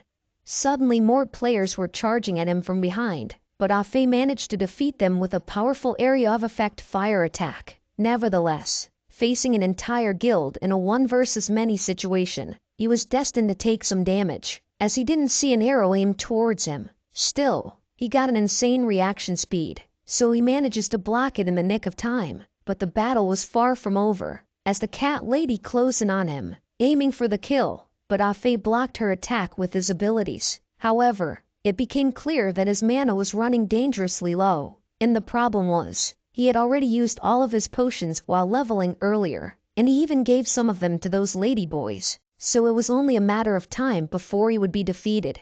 And seeing that he was now on the edge, the enemies made it clear that they were after the equipment he had obtained from the limited time boss. So, before he could do anything stupid, they warned him that their guild had already surrounded the area, and if he didn't cooperate, they would guard his corpse until he dropped the last piece of equipment he had. This was a well thought out plan on their part, as characters who died in the wilderness would revive with low health in the same spot after some time, and they would also randomly drop their equipped items and lose some of their experience points upon death.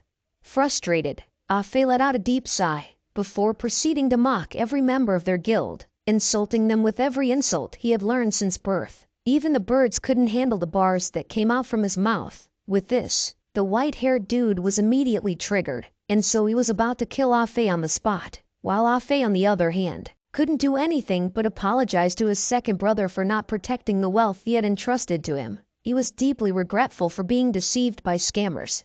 But just before the white-haired guy's attack could land, a shadow abruptly materialized at his rear, and it seemed like Ah Fei was about to receive a double blow. However, to everyone's surprise, the new arrival was actually targeting the white-haired guy, dealing a fatal blow that killed him instantly. And this mysterious figure turned out to be none other than Slayer, who had transformed into a human using his earrings. And Slayer was seething with anger at the way these players had bullied his brother. And so, he looks at them with his devious side-eye, and vowed that not a single one of them would leave that place unscathed.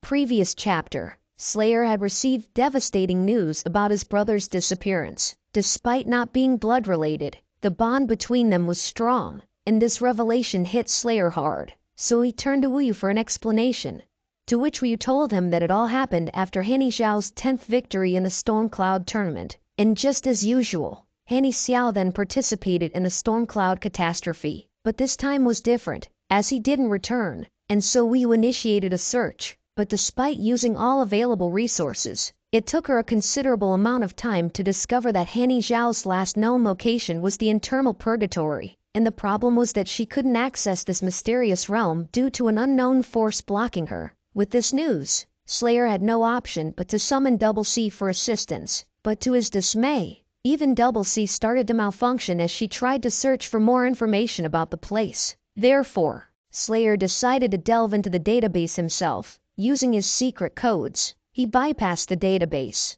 and then he attempted to retrieve information about the internal purgatory. However, this action triggered errors in the system, and even when he tried to open the source code to counter the issue, things only worsened, as an unknown force began overriding the codes, ultimately forcing him out of the system. So, it looks like he doesn't have a choice but to go to the infernal purgatory himself. But the challenge now was that he had no idea how to reach the player's realm on his own. Fortunately, Double C knew the way, and so he decided to follow her guidance immediately. Meanwhile, Slayer's brother, Afe, found himself deceived by what he thought was his harem of admirers, as he discovered that these individuals, whom he believed were women, were, in fact, guys in real life, and they tricked him because they wanted to steal his items that he got from the boss. But Afe was not willing to let these imposters have their way, since the items were a gift from his brother, so he was determined to defend them. So, he gave everything he got to retaliate, but the odds were stacked heavily against him from the start. Taking on an entire guild single-handedly was an impossible feat, and he soon found himself on the brink of defeat. His enemies were even prepared to wait for him to respawn after death so they could kill him repeatedly, causing all his inventory items to drop upon each death. However, their plans were about to be disrupted, as Slayer arrived on the scene, and he was more than pissed to witness that his brother is being bullied by these trash. So Slayer declared that no one would leave this place unharmed. Now on to the next part. Seeing Slayer's new face, Afe immediately recognized him, which instantly lit his eyes up as he soon realized he was saved. Meanwhile, Slayer questioned how Afe managed to get into such a mess in such a short time, but since he was spoiled by his brother so much, Afe dramatically explains his circumstances to his brother, which he tells Slayer that it was their fault, not him, and not only they have robbed him of his equipment but also his pure and sincere feelings. But this outlandish explanation just left Slayer speechless. While this cute interaction unfolded, the three men were wary of Slayer's presence, as they had heard much about this big brother of Afe's, whom he often talked about. Still, it also means that he is very rich like Afe, so their eyes glowed with greed, as they were more excited than scared in Slayer's presence. With this realization, they called out to their guild members to come out, while Afe gets ready to defend their rear. But as time passes by, they noticed no one was responding to their calls, making the trio wonder what's taking them so long. So they turn around, only to find out that everyone has already been violated, and was sprawled on the ground lifeless, without them even noticing, which instantly left them puzzled, baffled, flabbergasted, and mostly confused. As they attempted to make sense of the situation, Afe took this opportunity to get his well-deserved revenge, instantly appearing behind them, to scare them shitless. However, they have the audacity to revert back to acting like girls, trying their best to get themselves out of the situation. They claimed it was all just a practical joke, but Afe isn't a fool. Silent switch. I do not wish to be horny anymore. I just want to be happy. Now that they have defeated the catfishes in their northward guild, they decided to make their way back to the city. As they walked, Afe couldn't contain his curiosity any longer, as he wondered why his brother had come looking for him. So he asked Slayer if he made any progress on their older brother's matter, prompting Slayer to explain about the infernal purgatory, which brought a smile to Afe's face. He was filled with hope and enthusiasm. However, Slayer couldn't share his brother's excitement entirely, as worry clouded his eyes because he knew that this upcoming mission wasn't cause for celebration, since he can only speculate that the place they are going to raid is a high-level one, and based on their current strength, it is simply beyond their reach. Still, Afe remained cheerful, as he was confident that his brother had already figured out a plan. So, he enthusiastically assured Slayer that he would follow his second brother's lead without hesitation, which is why they are now heading to the nearby town, to pawn off all the weapons and equipment they got, while Slayer endured Afe's chatterbox nature, worthy of being the little brother. A few moments later, they had arrived at the southern suburbs, Mackendy Town, where tons of players had gathered, and as they walked through the town, Slayer was relieved to see that he was finally back in the game that he was familiar with, and he even got that unspoken riz, as he kept receiving friend requests left and right. Still he rejected it, since he was a man of focus after all, while his little brother on the other hand, still haven't learned his lesson as he still tried to bag a virtual girlfriend even though he knows that they might be a guy in real life. A few steps more, they had arrived at the equipment recycling stall where an old man who looks like so bored of his job greeted them, but as soon as he saw what Slayer wanted to recycle, his demeanor changed. Interest filled his eyes, as he sees so many elite and premium grade equipment all at once, which he then gave them a price of 95,000 gold coins for it, making Afei's eyes filled with excitement, because according to the current exchange rate of game currency, this is equivalent to tens of thousands of real cash. Unexpectedly, Slayer suddenly complimented the shopkeeper's hairstyle, calling it handsome, which really made him happy, and you could tell. It really brightens up his whole week. And just like that, a system notification popped up, congratulating him for successfully triggering the recycling trader's Easter egg, increasing their recycling price for their current transaction by 10%. This shocked Afei as he was not expecting such a thing exist, so he asks Slayer for clarification, to which he explains to him that this one was because of the programmer's little hobbies when designing Easter eggs, since he can't change his baldness, so he just decided to change the world that he helped create. And with this, they received over 100,000 gold, completing the achievement called Tons of Wealth, which Afei was proudly wear the title, garnering the attention of everyone who saw it, while Slayer on the other hand felt embarrassed seeing his little bro act like this. However, they still have so many pieces of equipment left, so Afei asks his brother if they aren't going to sell them, to which he clarifies that they are, and that they just haven't reached the right place to sell them yet. A few moments later, they have arrived at the front of a luxurious massive building, the auction hall, where tons of players have gathered outside, trying to get in. However, it seems like the players were growing impatient as the lines kept on getting longer, and they have already wasted too much time just lining up. But still, the guard weren't fazed by the increasing number of impatient players, as they were too sassy to be bothered, as they were known for their strict criteria for admission, and they weren't about to make exceptions for anyone. This became apparent when a player approached the guards with a polite request, explaining to them that he was just a few hundred gold coins short of meeting the admission requirement and pleaded with them to make an exception, emphasizing that there was an essential piece of equipment he needed in the upcoming auction. However, to his disappointment, the guards not only rejected his plea but also humiliated him outright, calling him a broke bitch before dismissing him. The other players weren't any more sympathetic. Already frustrated with the long line, they resented the player who had held them up, viewing him with disdain for what they saw as a waste of their time. Still, he tried his best to smile. Luckily for him, Slayer and Afei appeared, and told the guards that he is with them, which the guards were questioning their identity at first. But as soon as they saw Afei's title, they immediately went over to the side, opening the door for them, and welcomed them kindly, as they deemed them to be a VIP, surprising everyone who witnessed it. With this, they entered the lobby of the auction hall, and it was adorned with extravagant chandeliers, marble floors, and a plush red carpet, exuding an elegance unlike any other place they had ever been. And since the short king had other things to do, he expressed his gratitude to his benefactors, and assured them that he would find a way to repay their kindness in the future, which made Slayer and Afei pleased to see the one they have helped is a grateful, well-mannered young man, and so they happily bid each other farewell.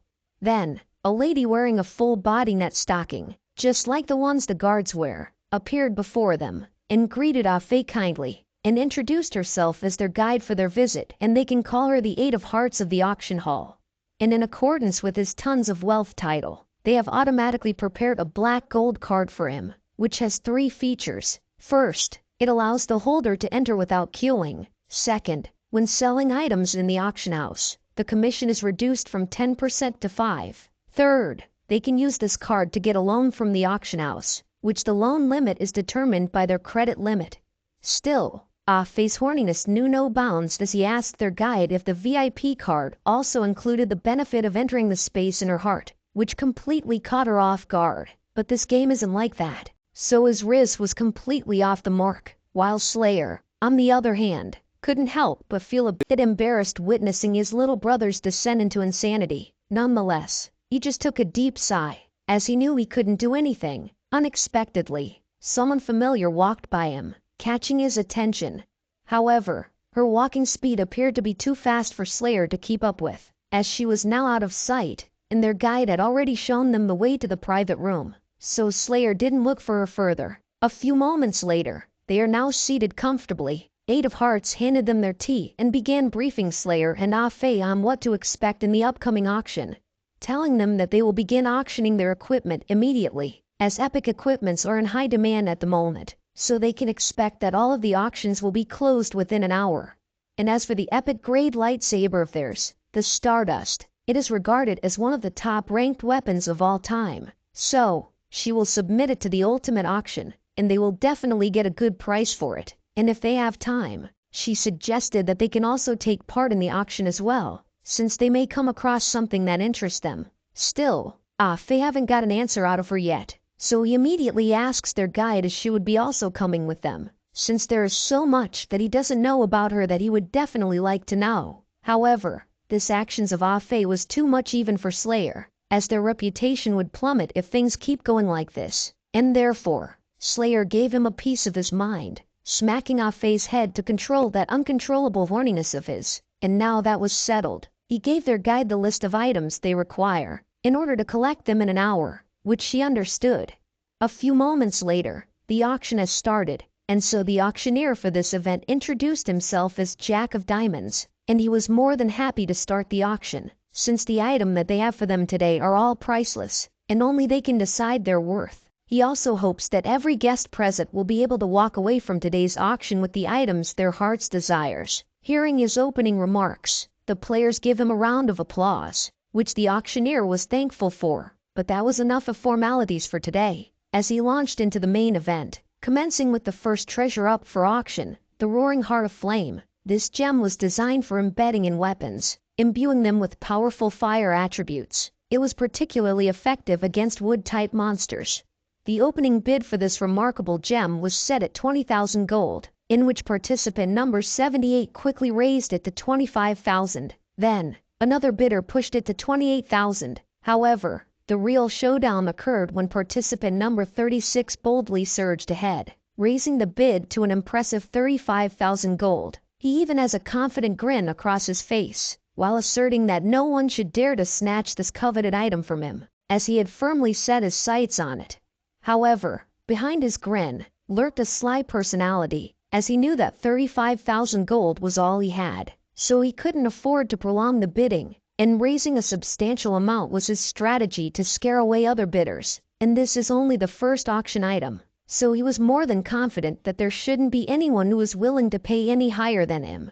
And just as he presumed, the auctioneer started counting to seal the deal, but to their surprise, participant number 9 raised the bid to 50,000 in the last second, completely shocking everyone, because even if the item was valuable, it isn't worth that kind of amount. Even the previous transactions for such an item only went for around 28,000, so they are more curious to know the identity of this rich man. But this guy doesn't care about them, as he was busy simping for his virtual girlfriend, and just like that, the item was sold to number 9. With this turn of events, guest number 36 couldn't help but feel disappointed, as he had set his heart on acquiring that particular item. However, he knew there was little he could do, as he had been bidding against the infamous Han Xiao, a crypto magnate, so he'd just have to look for another Roaring Heart of Flame next auction. Meanwhile, Ah Fei was growing increasingly irritated as he observed Han Xiao, unaware that he was actually looking at his own reflection. Nevertheless, the auction was just beginning, so they proceeded to unveil the second item, a special costume known as the Loving Maid, which can transform the wearer into a genuine maid. The starting bid was set at 30,000 gold. Surprisingly, several participants eagerly joined the competition, driving the final bid up to 48,000 gold, with guest number 66 emerging as the victor. Unfortunately for them, the winner was so eager to put it on immediately, so number 66 decided to wear it in front of everyone, shocking everyone who witnessed number 66 undress and equip the maid outfit in front of their very eyes. Even Slayer and Ah Fei was left speechless, as they witnessed how this game has a really high degree of freedom. With that matter settled, they resumed the auction by presenting the third item, the Lone Wolf's boots. These boots gave the wearer a 2% chance of entering Excel mode when moving. Although the starting price was set at 40,000 gold, Han Xiao had different plans, as he outright doubled the price, raising it to 80,000, surprising everyone once again. Because of this, they have collectively decided that if Han Xiao wants it, they would just let him. However, they were unprepared for Han Xiao's extravagant spending spree as he continued to dominate and win every subsequent auction item, while he was doing the chick he's with, indirectly calling everyone a lonely broke bitch, which discouraged the remaining guests. And so they started to leave the auction, as they couldn't even bid on anything, and it goes to show that money really lets one do anything they want. On the other hand, Fei was more irritated with Han Xiao than ever, as he couldn't help but wonder why he felt this way, but it was tempting him to throw a punch at Han Xiao, to which Slayer told them not to, since they will also need Han Xiao's help for their item that's coming right up. And just as Slayer had predicted, the auction was now approaching its climax, and the final treasure to be unveiled was the most valuable of them all, the lightsaber Stardust. This extraordinary item not only granted a significant boost in stats, but also possessed 3 rare traits. Its most remarkable feature was its ability to unleash extremely rare light attribute attacks, and in the main storyline quests, particularly those from levels 25 to 30, light-based attacks were essential, so it is not an exaggeration to call it the cream of the crop of all currently available weapons. The starting price for this item was set at 200,000 gold. Surprisingly, Han Xiao didn't follow his previous pattern of doubling the price. Instead, he modestly raised it to 250,000, as he was confident that none of these idiots would dare to challenge him now, since he planned this all along, a game where he placed to sacrifice a small expense to make big gains.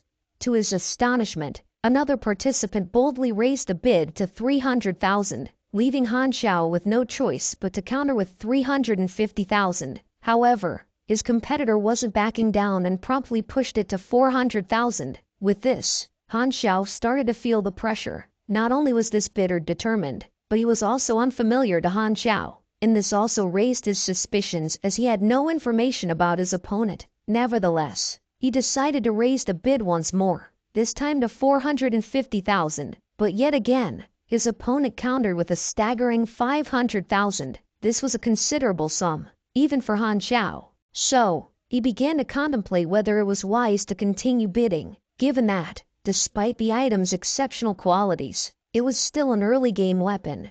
However, Han Xiao was soon reminded of why he had started bidding in the first place. It wasn't just about acquiring the items. What he truly craved was the exhilaration of winning a high-stakes gamble. With his final bid, he aimed to reach the pinnacle of this cliff overlooking the crashing shores of excitement. Therefore, Han Xiao boldly raised the bid to 600,000, to which Fei was ready to contest this. But fortunately, Slayer intervened, and just like that, the auctioneer began counting down to seal the deal, while Han Xiao felt a rush of euphoria, convinced that he had emerged victorious in this competition.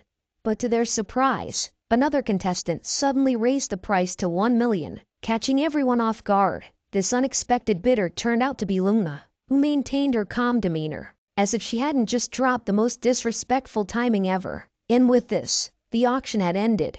After a few moments, Slayer and Fei left the place. As they walked, Fei couldn't contain his excitement, realizing that making money could be so much fun. Even Slayer couldn't help but smile at his little brother's enthusiasm. However, the last 1 million was indeed unplanned income. So, with a total of 1,520,000, minus the 200,000 spent buying various items, they still had 1,320,000 left. After they received the money, the number on the card only changed from 8988 to 7450, which shocked Fei, because this meant that there were 7,450 people in this region who were richer than them, revealing the presence of numerous crypto tycoons playing the game. Nevertheless, Slayer reassured him not to worry about such things and reminded him that they should focus on the main story for now, to which Fei was delighted to follow this advice. However, it seems like they had caught the attention of Luna, as she observed them from afar. See? Hit that like button and thanks for watching. Previous chapter. Slayer reunited with his younger brother, Afe, and shared with him the whereabouts of their missing brother. However, they realized they were still too underpowered to venture to that location, so it became evident that they needed to increase their strength first. To achieve this, they needed a significant amount of money, so they decided to head to the nearest village and entered the auction house to sell their looted equipment. They even participated in the bidding to manipulate the prices to reach its highest price possible. Unexpectedly, Luna was also present at the auction, hoping to regain her sword, and the fact that she is filthy rich. She easily raised the bidding to 1 million, astonishing everyone present. This impressive outcome left Slayer and Afe feeling invigorated as they left the auction house with high spirits, but this also managed to catch the attention of Luna as she observed them from afar. Now on to the next part. Slayer and Afe had left Niken town behind and were now en route to Bush Coal village. During their journey, Afe attempted to strike up a small conversation with his brother, suggesting that they should have a barbecue later tonight, since they haven't had a meal outside for quite some time. However, Slayer remained silent and suddenly came to a halt. This left Afe perplexed, but before he could react, Slayer loudly addressed the person who had been following them, urging the mysterious person to reveal herself, which she complied, and to Afe's surprise, it was indeed the girl from the auction house who had been trailing them, which Afe quickly connected the dots, realizing why she had been so willing to pay such a high price, and that she is just a thief all along, planning to steal back the money she had given them, which instantly flustered Luna. Still, she immediately clarifies to avoid confusion, telling them that it is not like what he assumed. She doesn't have bad intentions, she is only tailing them, because the lightsaber they auctioned was her dropped equipment from before, and so she was merely curious about how they had acquired the weapon. To which Afe responded with disbelief, stating that what Luna was saying was ridiculous. The lightsaber wasn't her weapon, it was something his second brother had acquired by defeating a time-limited boss. This brought shock to Luna's face as she was unable to believe that someone had managed to kill a boss she couldn't defeat. With this, she instantly approached them and politely asked Slayer for a practice duel. Afe was bewildered by her sudden request, but Slayer understood her intentions. He, however, had no interest in entertaining her and promptly refused, while Afe remained skeptical, thinking that Luna might be like the 3 girls he had encountered earlier, pretending to be a woman in the game, but actually a guy in real life who would backstab them when the opportunity arose. But in reality, all Luna wanted was to know who was the stronger one between her and Slayer. After that fateful encounter, Slayer and Afe continued their journey to the Bush Coal village. As they drew closer, Afe asked his brother for some tips. Knowing they'd arrive soon, Slayer was glad to provide information. He explained that the difficulty level of the village wasn't very high because it was built in the early stages of the game's development. In the storyline of the village went roughly like this. The hamlet known as the Bush Coal village was under attack and surrounded by monsters from all sides. Their initial task upon entering the village was to clear out the monsters threatening it. Once inside, the villagers would reveal the reason behind the attacks. A little girl within the village possessed a body containing holy light, making her a treasure coveted by the monsters. Consequently, they would receive a mission to safely deliver the girl to the Temple of Holy Light. On the way, they would encounter a few waves of enemies, but as long as they delivered the girl safely to their destination, the Temple of Holy Light, their mission would be complete. Fate deeply appreciated this information. He felt that with his second brother by his side, it was as if they had cheats in the game, as they knew in advance what would happen. And just like that, they have arrived at the village. But before they could enter, Fei noticed something unusual. So, he instructed his brother to stay put while he cleared the path ahead, and just watch as he put on a showy performance. And so, Fei charged vigorously at 2 pig-like ladies who were minding their own business, instantly scaring them. They then closed their eyes and screamed for help, which confused Fei, since monsters like them shouldn't be acting this way. So, he stopped his advances and asked who they were. In response, they revealed that they were the villagers of this village. Then they turned the question back on him, asking who he was instead. With this, Fei realized his mistake and apologized for the confusion, explaining that he had attacked because he was here to eliminate the monsters as part of their mission.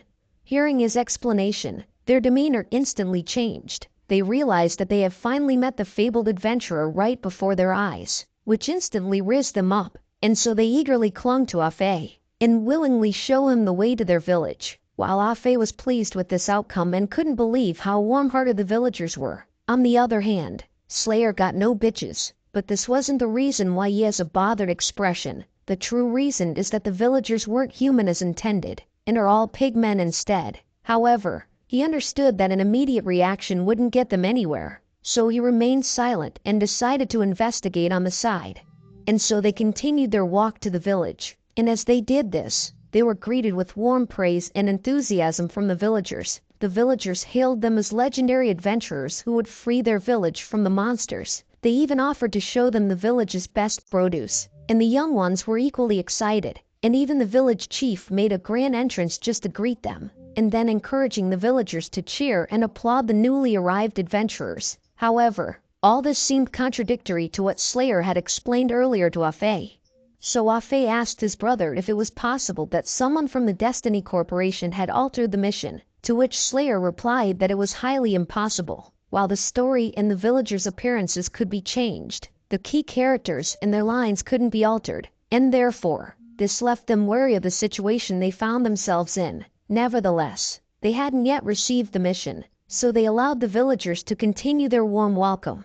The villagers extended their hospitality by organizing a banquet, which the villagers were eagerly looking forward to, and so the villagers led them to the banquet location, and during the walk, Slayer seized the opportunity to inquire if he could see the purple medic flowers. He mentioned hearing that they were blooming splendidly in the village, but the villagers seemed hesitant, giving the impression that they wanted the adventurers to attend the banquet first. However, this only deepened Slayer's suspicions, as it was now fucking evident that they are up to no good.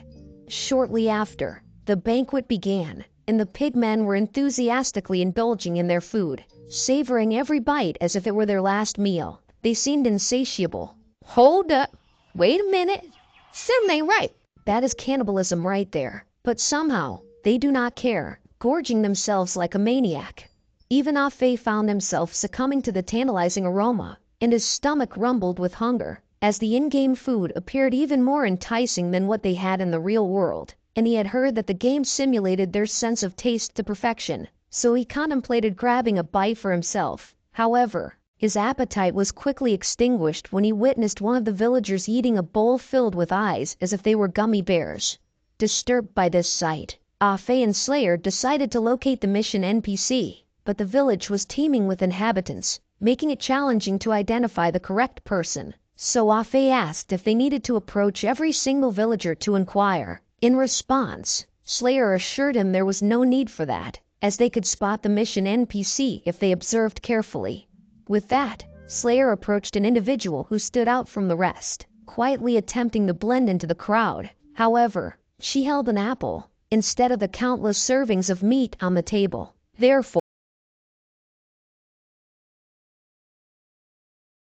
it was no doubt that she was the NPC they are looking for. And so Slayer immediately asks if she wished to go to the Temple of Holy Light, which instantly filled her eyes with relief, as this adventurer was the one she had been eagerly awaiting, the one that can save her from this nightmare. And with this, they had successfully triggered mission 2.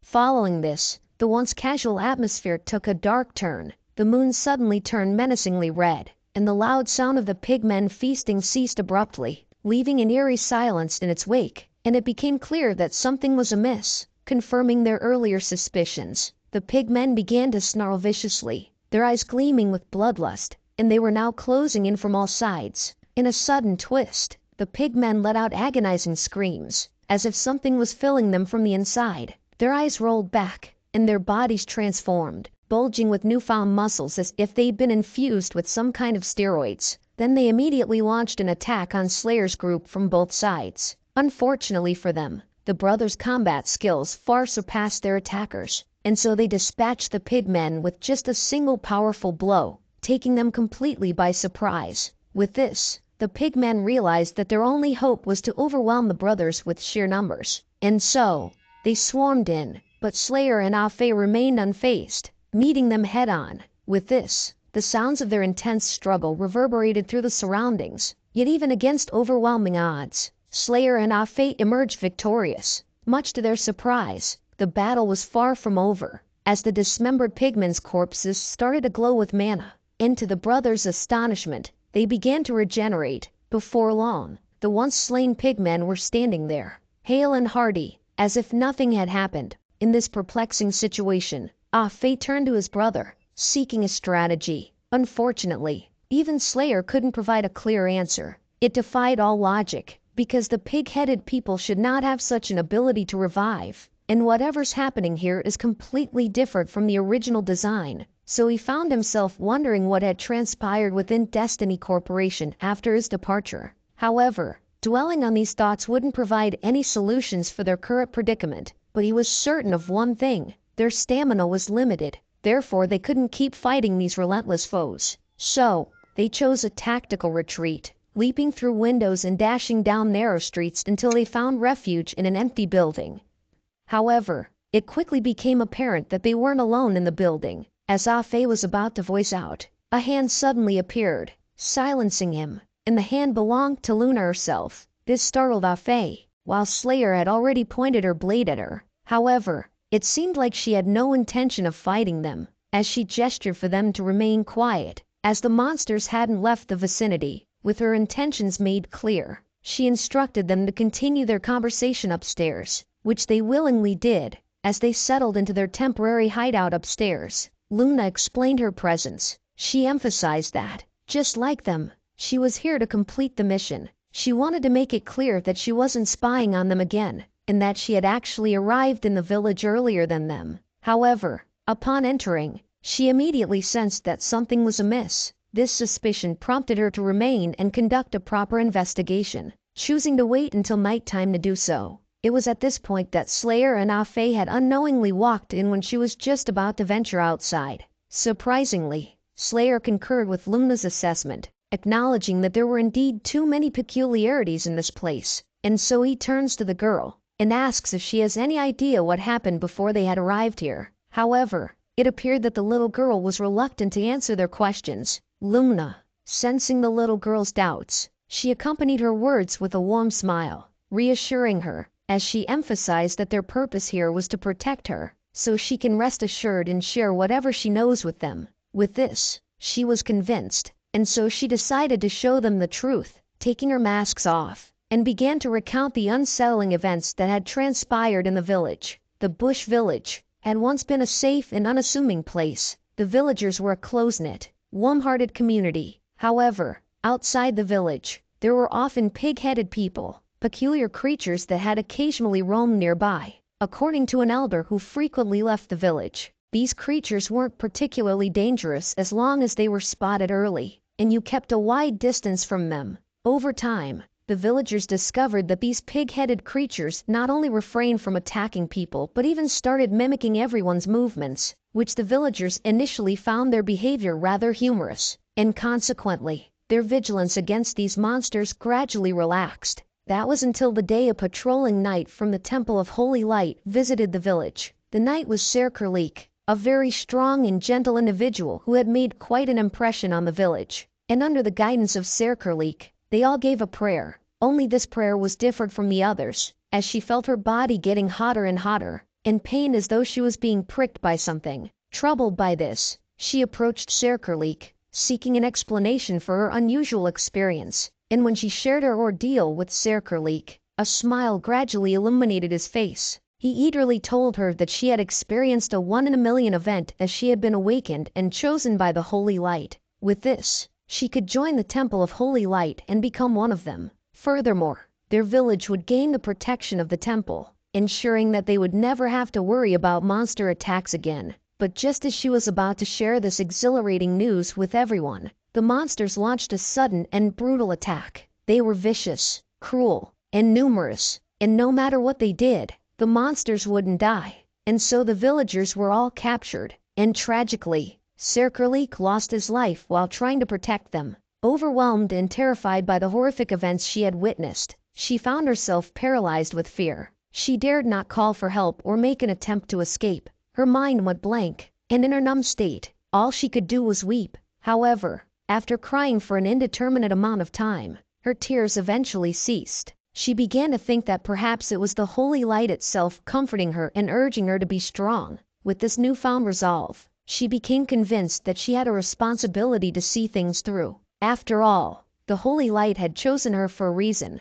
That's why she decided to don the mask and pretend to be one of the monsters, patiently waiting for an opportunity to escape, as she felt compelled to share the truth of what had transpired with the Temple of Holy Light, to ensure that the Holy Light would once again shine upon their village. This revelation left both Luna and Slayer puzzled as they pondered the root cause of the pigmen's unusual behavior. But before they could arrive at any conclusions, Faye stepped in to comfort the girl, assuring her that she didn't need to rely on the temple because he and his second brother would handle the situation. This reassured the girl, and so she finally let out a smile.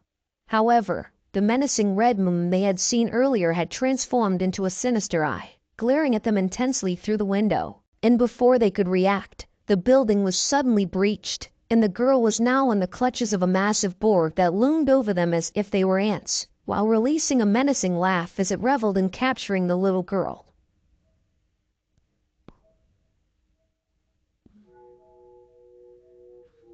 Previous chapter, Slayer and Faye had arrived at the Bushcult village, where they are supposed to clear the monsters near the village to enter it. And once they enter, the villagers will reveal the reason why they are being attacked, which would be that there is a little girl in the village who possesses a body containing holy light. Consequently, they will receive a mission to safely deliver the girl to the Temple of Holy Light. However, as soon as they arrived at the village, everything they had anticipated were all wrong, as the villagers are now pigmen, and somehow, even the key characters and their lines and dialogue had completely changed, which was impossible. With this, they were sure that something was amiss, but since they haven't encountered the NPC that will give them the mission, they decided to follow along. To their surprise, once they have distinguished the said NPC, all the pigmen transformed into a berserk state, and somehow, the pigmen also seem to be immortal, which they shouldn't have such ability. So staying to fight these monsters isn't a smart decision, so they decide to do a tactical retreat, finding refuge in an empty building. To their surprise, Luna was already in the building, but given their shared predicament, they decided to team up. However, they were unsure of their next steps without understanding why the village had undergone such a bizarre transformation, so they turned to the girl they had rescued, to which she revealed that the villagers were originally human, but the pigmen had attacked and replaced them once they discovered she was chosen by the Holy Light. After hearing this tragic story, Faye tried to comfort her, which she appreciated quite so. Unexpectedly, a giant boar had found her, which it didn't hesitate to abduct her on the spot. Even the brothers and Luna wasn't fast enough to react. Now on to the next part. The group was caught off guard by the sudden turn of events, but it seems like the giant boar isn't planning on killing the girl just yet, as it only holds her up high while it continued to laugh menacingly. But Slayer and his companions were not about to let these monsters have their way, and if the girl were to die, the mission would fail, and likely it will affect the world as well, and so they didn't hesitate to attack the giant boar, charging all together to beat the living daylights out of it. However, the boar's enormous size wasn't just for show, as it absorbed their combined attacks with ease and effortlessly swept them aside with a simple swipe of its hand. What's more, like the other pigmen, it healed from its wounds at an astonishing rate, while it revealed a wicked smile as it taunted Slayer's group. Seeing how this unfolded in front of them, the group searched for a way to restrain the boar or find some weakness to exploit, but the boar was relentless, and wouldn't just let them take a second to think, as it attacked them with a crushing downward smash that obliterated the building they had been standing on. Luckily, they were fast enough to dodge the attack, and just before the boar could strike again, Slayer called out to his little brother to cover him while he prepared something, which Fate understood the plan quite well, so he executed the flashiest attack he had in his arsenal, charging at the boar head-on, while making it so that all its attention is only to him, unleashing his fiery comet skill, bombarding the beast with a barrage of fireballs, while Slayer stealthily maneuvered to the boar's blind spot. And due to Faye's relentless attacks, the boar grew increasingly agitated, so even though it still held the girl in its hand, it didn't think twice to attack Faye with the same hand. However, it was still all according to plan, as Slayer appeared in front of it, and used his rending explosive blade to slice open the boar's hand. With this, the girl is now within sight, and so Slayer reached out to save her. However, this boar had a few tricks up its sleeve, as it could spawn underlings within its body, and these new pigmen launched a surprise attack on Slayer. Fortunately, Luna was there to help defend Slayer's rear. With Luna covering him, Slayer could focus on rescuing the girl. But just when they thought they had the upper hand, the boar's arm, on which they were standing on, began to crumble, as it turns out that the boar cleverly decided to transform the entirety of its arm into pigmen, taking them by surprise once again. But now it was evident to Slayer that this colossal boar was, in fact, an amalgamation of all the pigmen, and defeating such a formidable foe is too high of a difficulty for an early mission like this. Therefore, Luna finally realized that slaying this boss wasn't the primary objective of the mission. Instead, their key task was to safely deliver the girl to her intended destination. And now that they are at the same page, they decided to focus on rescuing the girl. In the meantime, they left off Faye to deal with the pursuing crowd of pigmen, which he understood. In response, he unleashed a devastating explosion, one that even Megumin would be proud of if she witnessed it.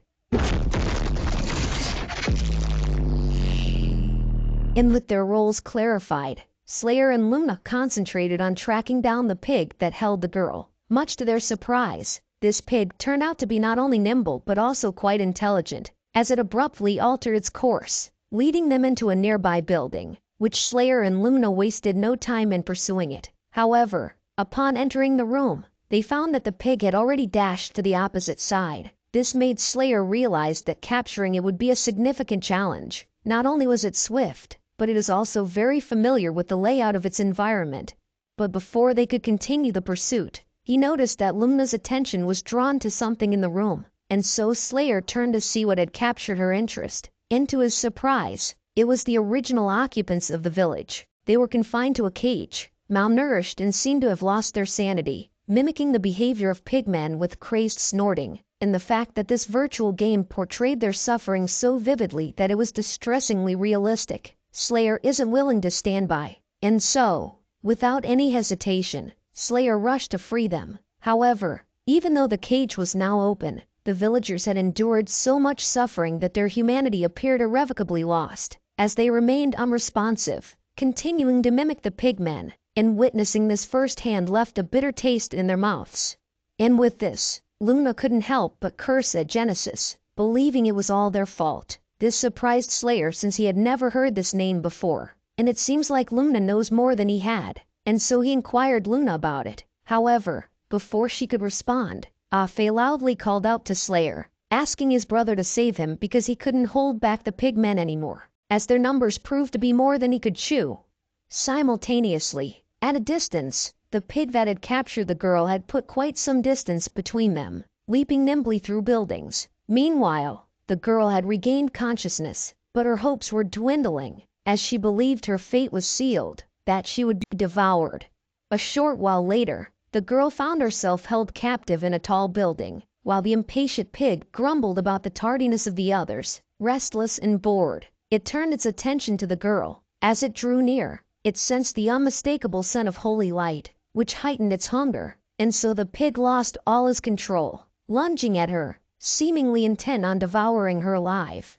However, the girl was no coward. She wouldn't let a monster have its way without a fight, and with this unwavering courage, she manifested a blade made from the holy light and slashed at the pig, which was effective, as it caused the pig to let out an agonized scream. However, this enrages the pig even more, and so the pig resolved to end the girl's life even if it caused them to lose the holy light. But despite the imminent danger, the girl bravely faced her fate, as she believes that she will always be with the holy light no matter what happens to her. Fortunately, just before the pig's attack could land, Slayer acted swiftly, severing the pig's hand from its body. This unexpected intervention left the pig shocked, unable to fathom how Slayer had located them so rapidly. So, it inquired about his methods, but Slayer, seeing no reason to answer a monster, maintained silent. But to make things clear, finding them hadn't been a matter of luck or ease, as they had to simultaneously evade a horde of pigmen while navigating unfamiliar terrain. Nonetheless, Slayer is always prepared, as he possessed a pill capable of rendering them invisible for a limited duration when ingested. This granted them the opportunity to put some distance between themselves and the horde, affording a moment's respite to regroup and strategize. Presently, they face two primary dilemmas. One is the pig that cannot be killed, and the other is they don't have a single clue on where the girl is now located. But given the unconventional nature of their task, Slayer concluded that it is better to use unconventional methods as well. With this realization, he proceeded to brief Luna and Ah Fei on the next course of action. A while later, the pigmen continued their relentless search for Slayer's group. Unbeknownst to them, one of the pigmen had slipped away and was discreetly indulging in a feast of his own. But with the way he eats, it was bound that someone had figured out what he was doing. Still, even though he was caught, he used all the bullshit he could muster just to get out of his situation. However, this particular pigman, of a somewhat familiar disposition, didn't concern himself with such minor matters. Instead, he offered a warm smile to the pig and reassured him that there was no need for worry, as he had just finished his own meal as well, and since it looks like they would get along quite well, the peculiar boar, in a rather charming way, invited the pig to take a break and engage in a leisurely conversation. And because of the boar's charismatic demeanor, the pig easily accepted the invitation, and so the two of them settled in a secluded place where they could freely chat. Which Slayer didn't waste no time in using his social skill to casually open up his concerns about the trio of adventurers they had recently encountered, as it seemed to be that they are powerful and capable, so there might be a chance that the little girl they have abducted gets taken away from them. The pig, however, was quite confident and dismissed these worries, as he reassured the peculiar boar that there was no reason for concern, since Lao Wan, the fastest among their group, was in charge of the girl, and he is the fastest among their brothers, and he knows every house in the whole village, coupled with the fact that they have so many brothers, so it was just a matter of time before they hunted down those three adventurers, and got to know what they taste like. And with this in mind, he firmly believed that their plans were foolproof. Which the peculiar boar chuckled in agreement, and seeing that this pig doesn't suspect him at all, as it continued to tell him all the secrets it knew freely, Slayer took this opportunity to suggested that they should proceed with their search for the three adventurers and assemble at the village entrance where the girl was held captive. After all, the three adventurers would undoubtedly aim to rescue her. To which the pig quickly corrected him, stating that the assembly point was, in fact, the clock tower. With this information, Slayer finally obtained what he needed. However, he couldn't afford to let any of the pigs suspect him, and so to divert any suspicion, he offered the pig a friendly smile and made another excuse, blaming it all on the liquor he had consumed. That's why he forgot where they are supposed to assemble. After that, a thunderous explosion happened near their vicinity, startling the pig, while Slayer knew exactly what was happening, as it was his cue to leave the place unnoticed, while his little brother, Ah Fei, creating a loud commotion as he carried Luna, who was fully concealed from head to toe, in order to fool the pigmen that they had already saved the girl, which worked perfectly, as the pigmen wasted no time in chasing them as quickly as they could. With this, Slayer had easily entered the clock tower without much trouble, and now that he is closer to saving the girl, he didn't hesitate to slice Lao Wang into bits, and ran away with the girl.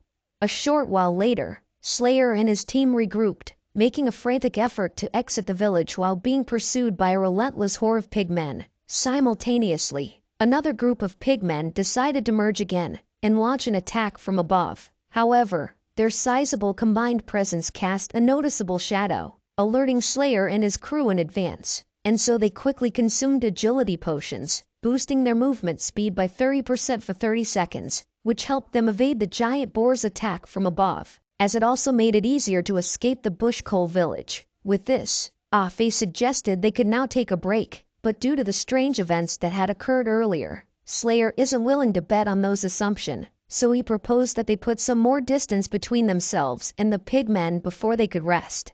Which was a smart decision by Slayer, because as they continued to run, they noticed shadows being cast over them. Turning to look at it, they discovered that the pigs had devised an unusual tactic, tossing one another into the air to catch up to Slayer's group. With this, it was clear that their encounter with these fuckers was far from over.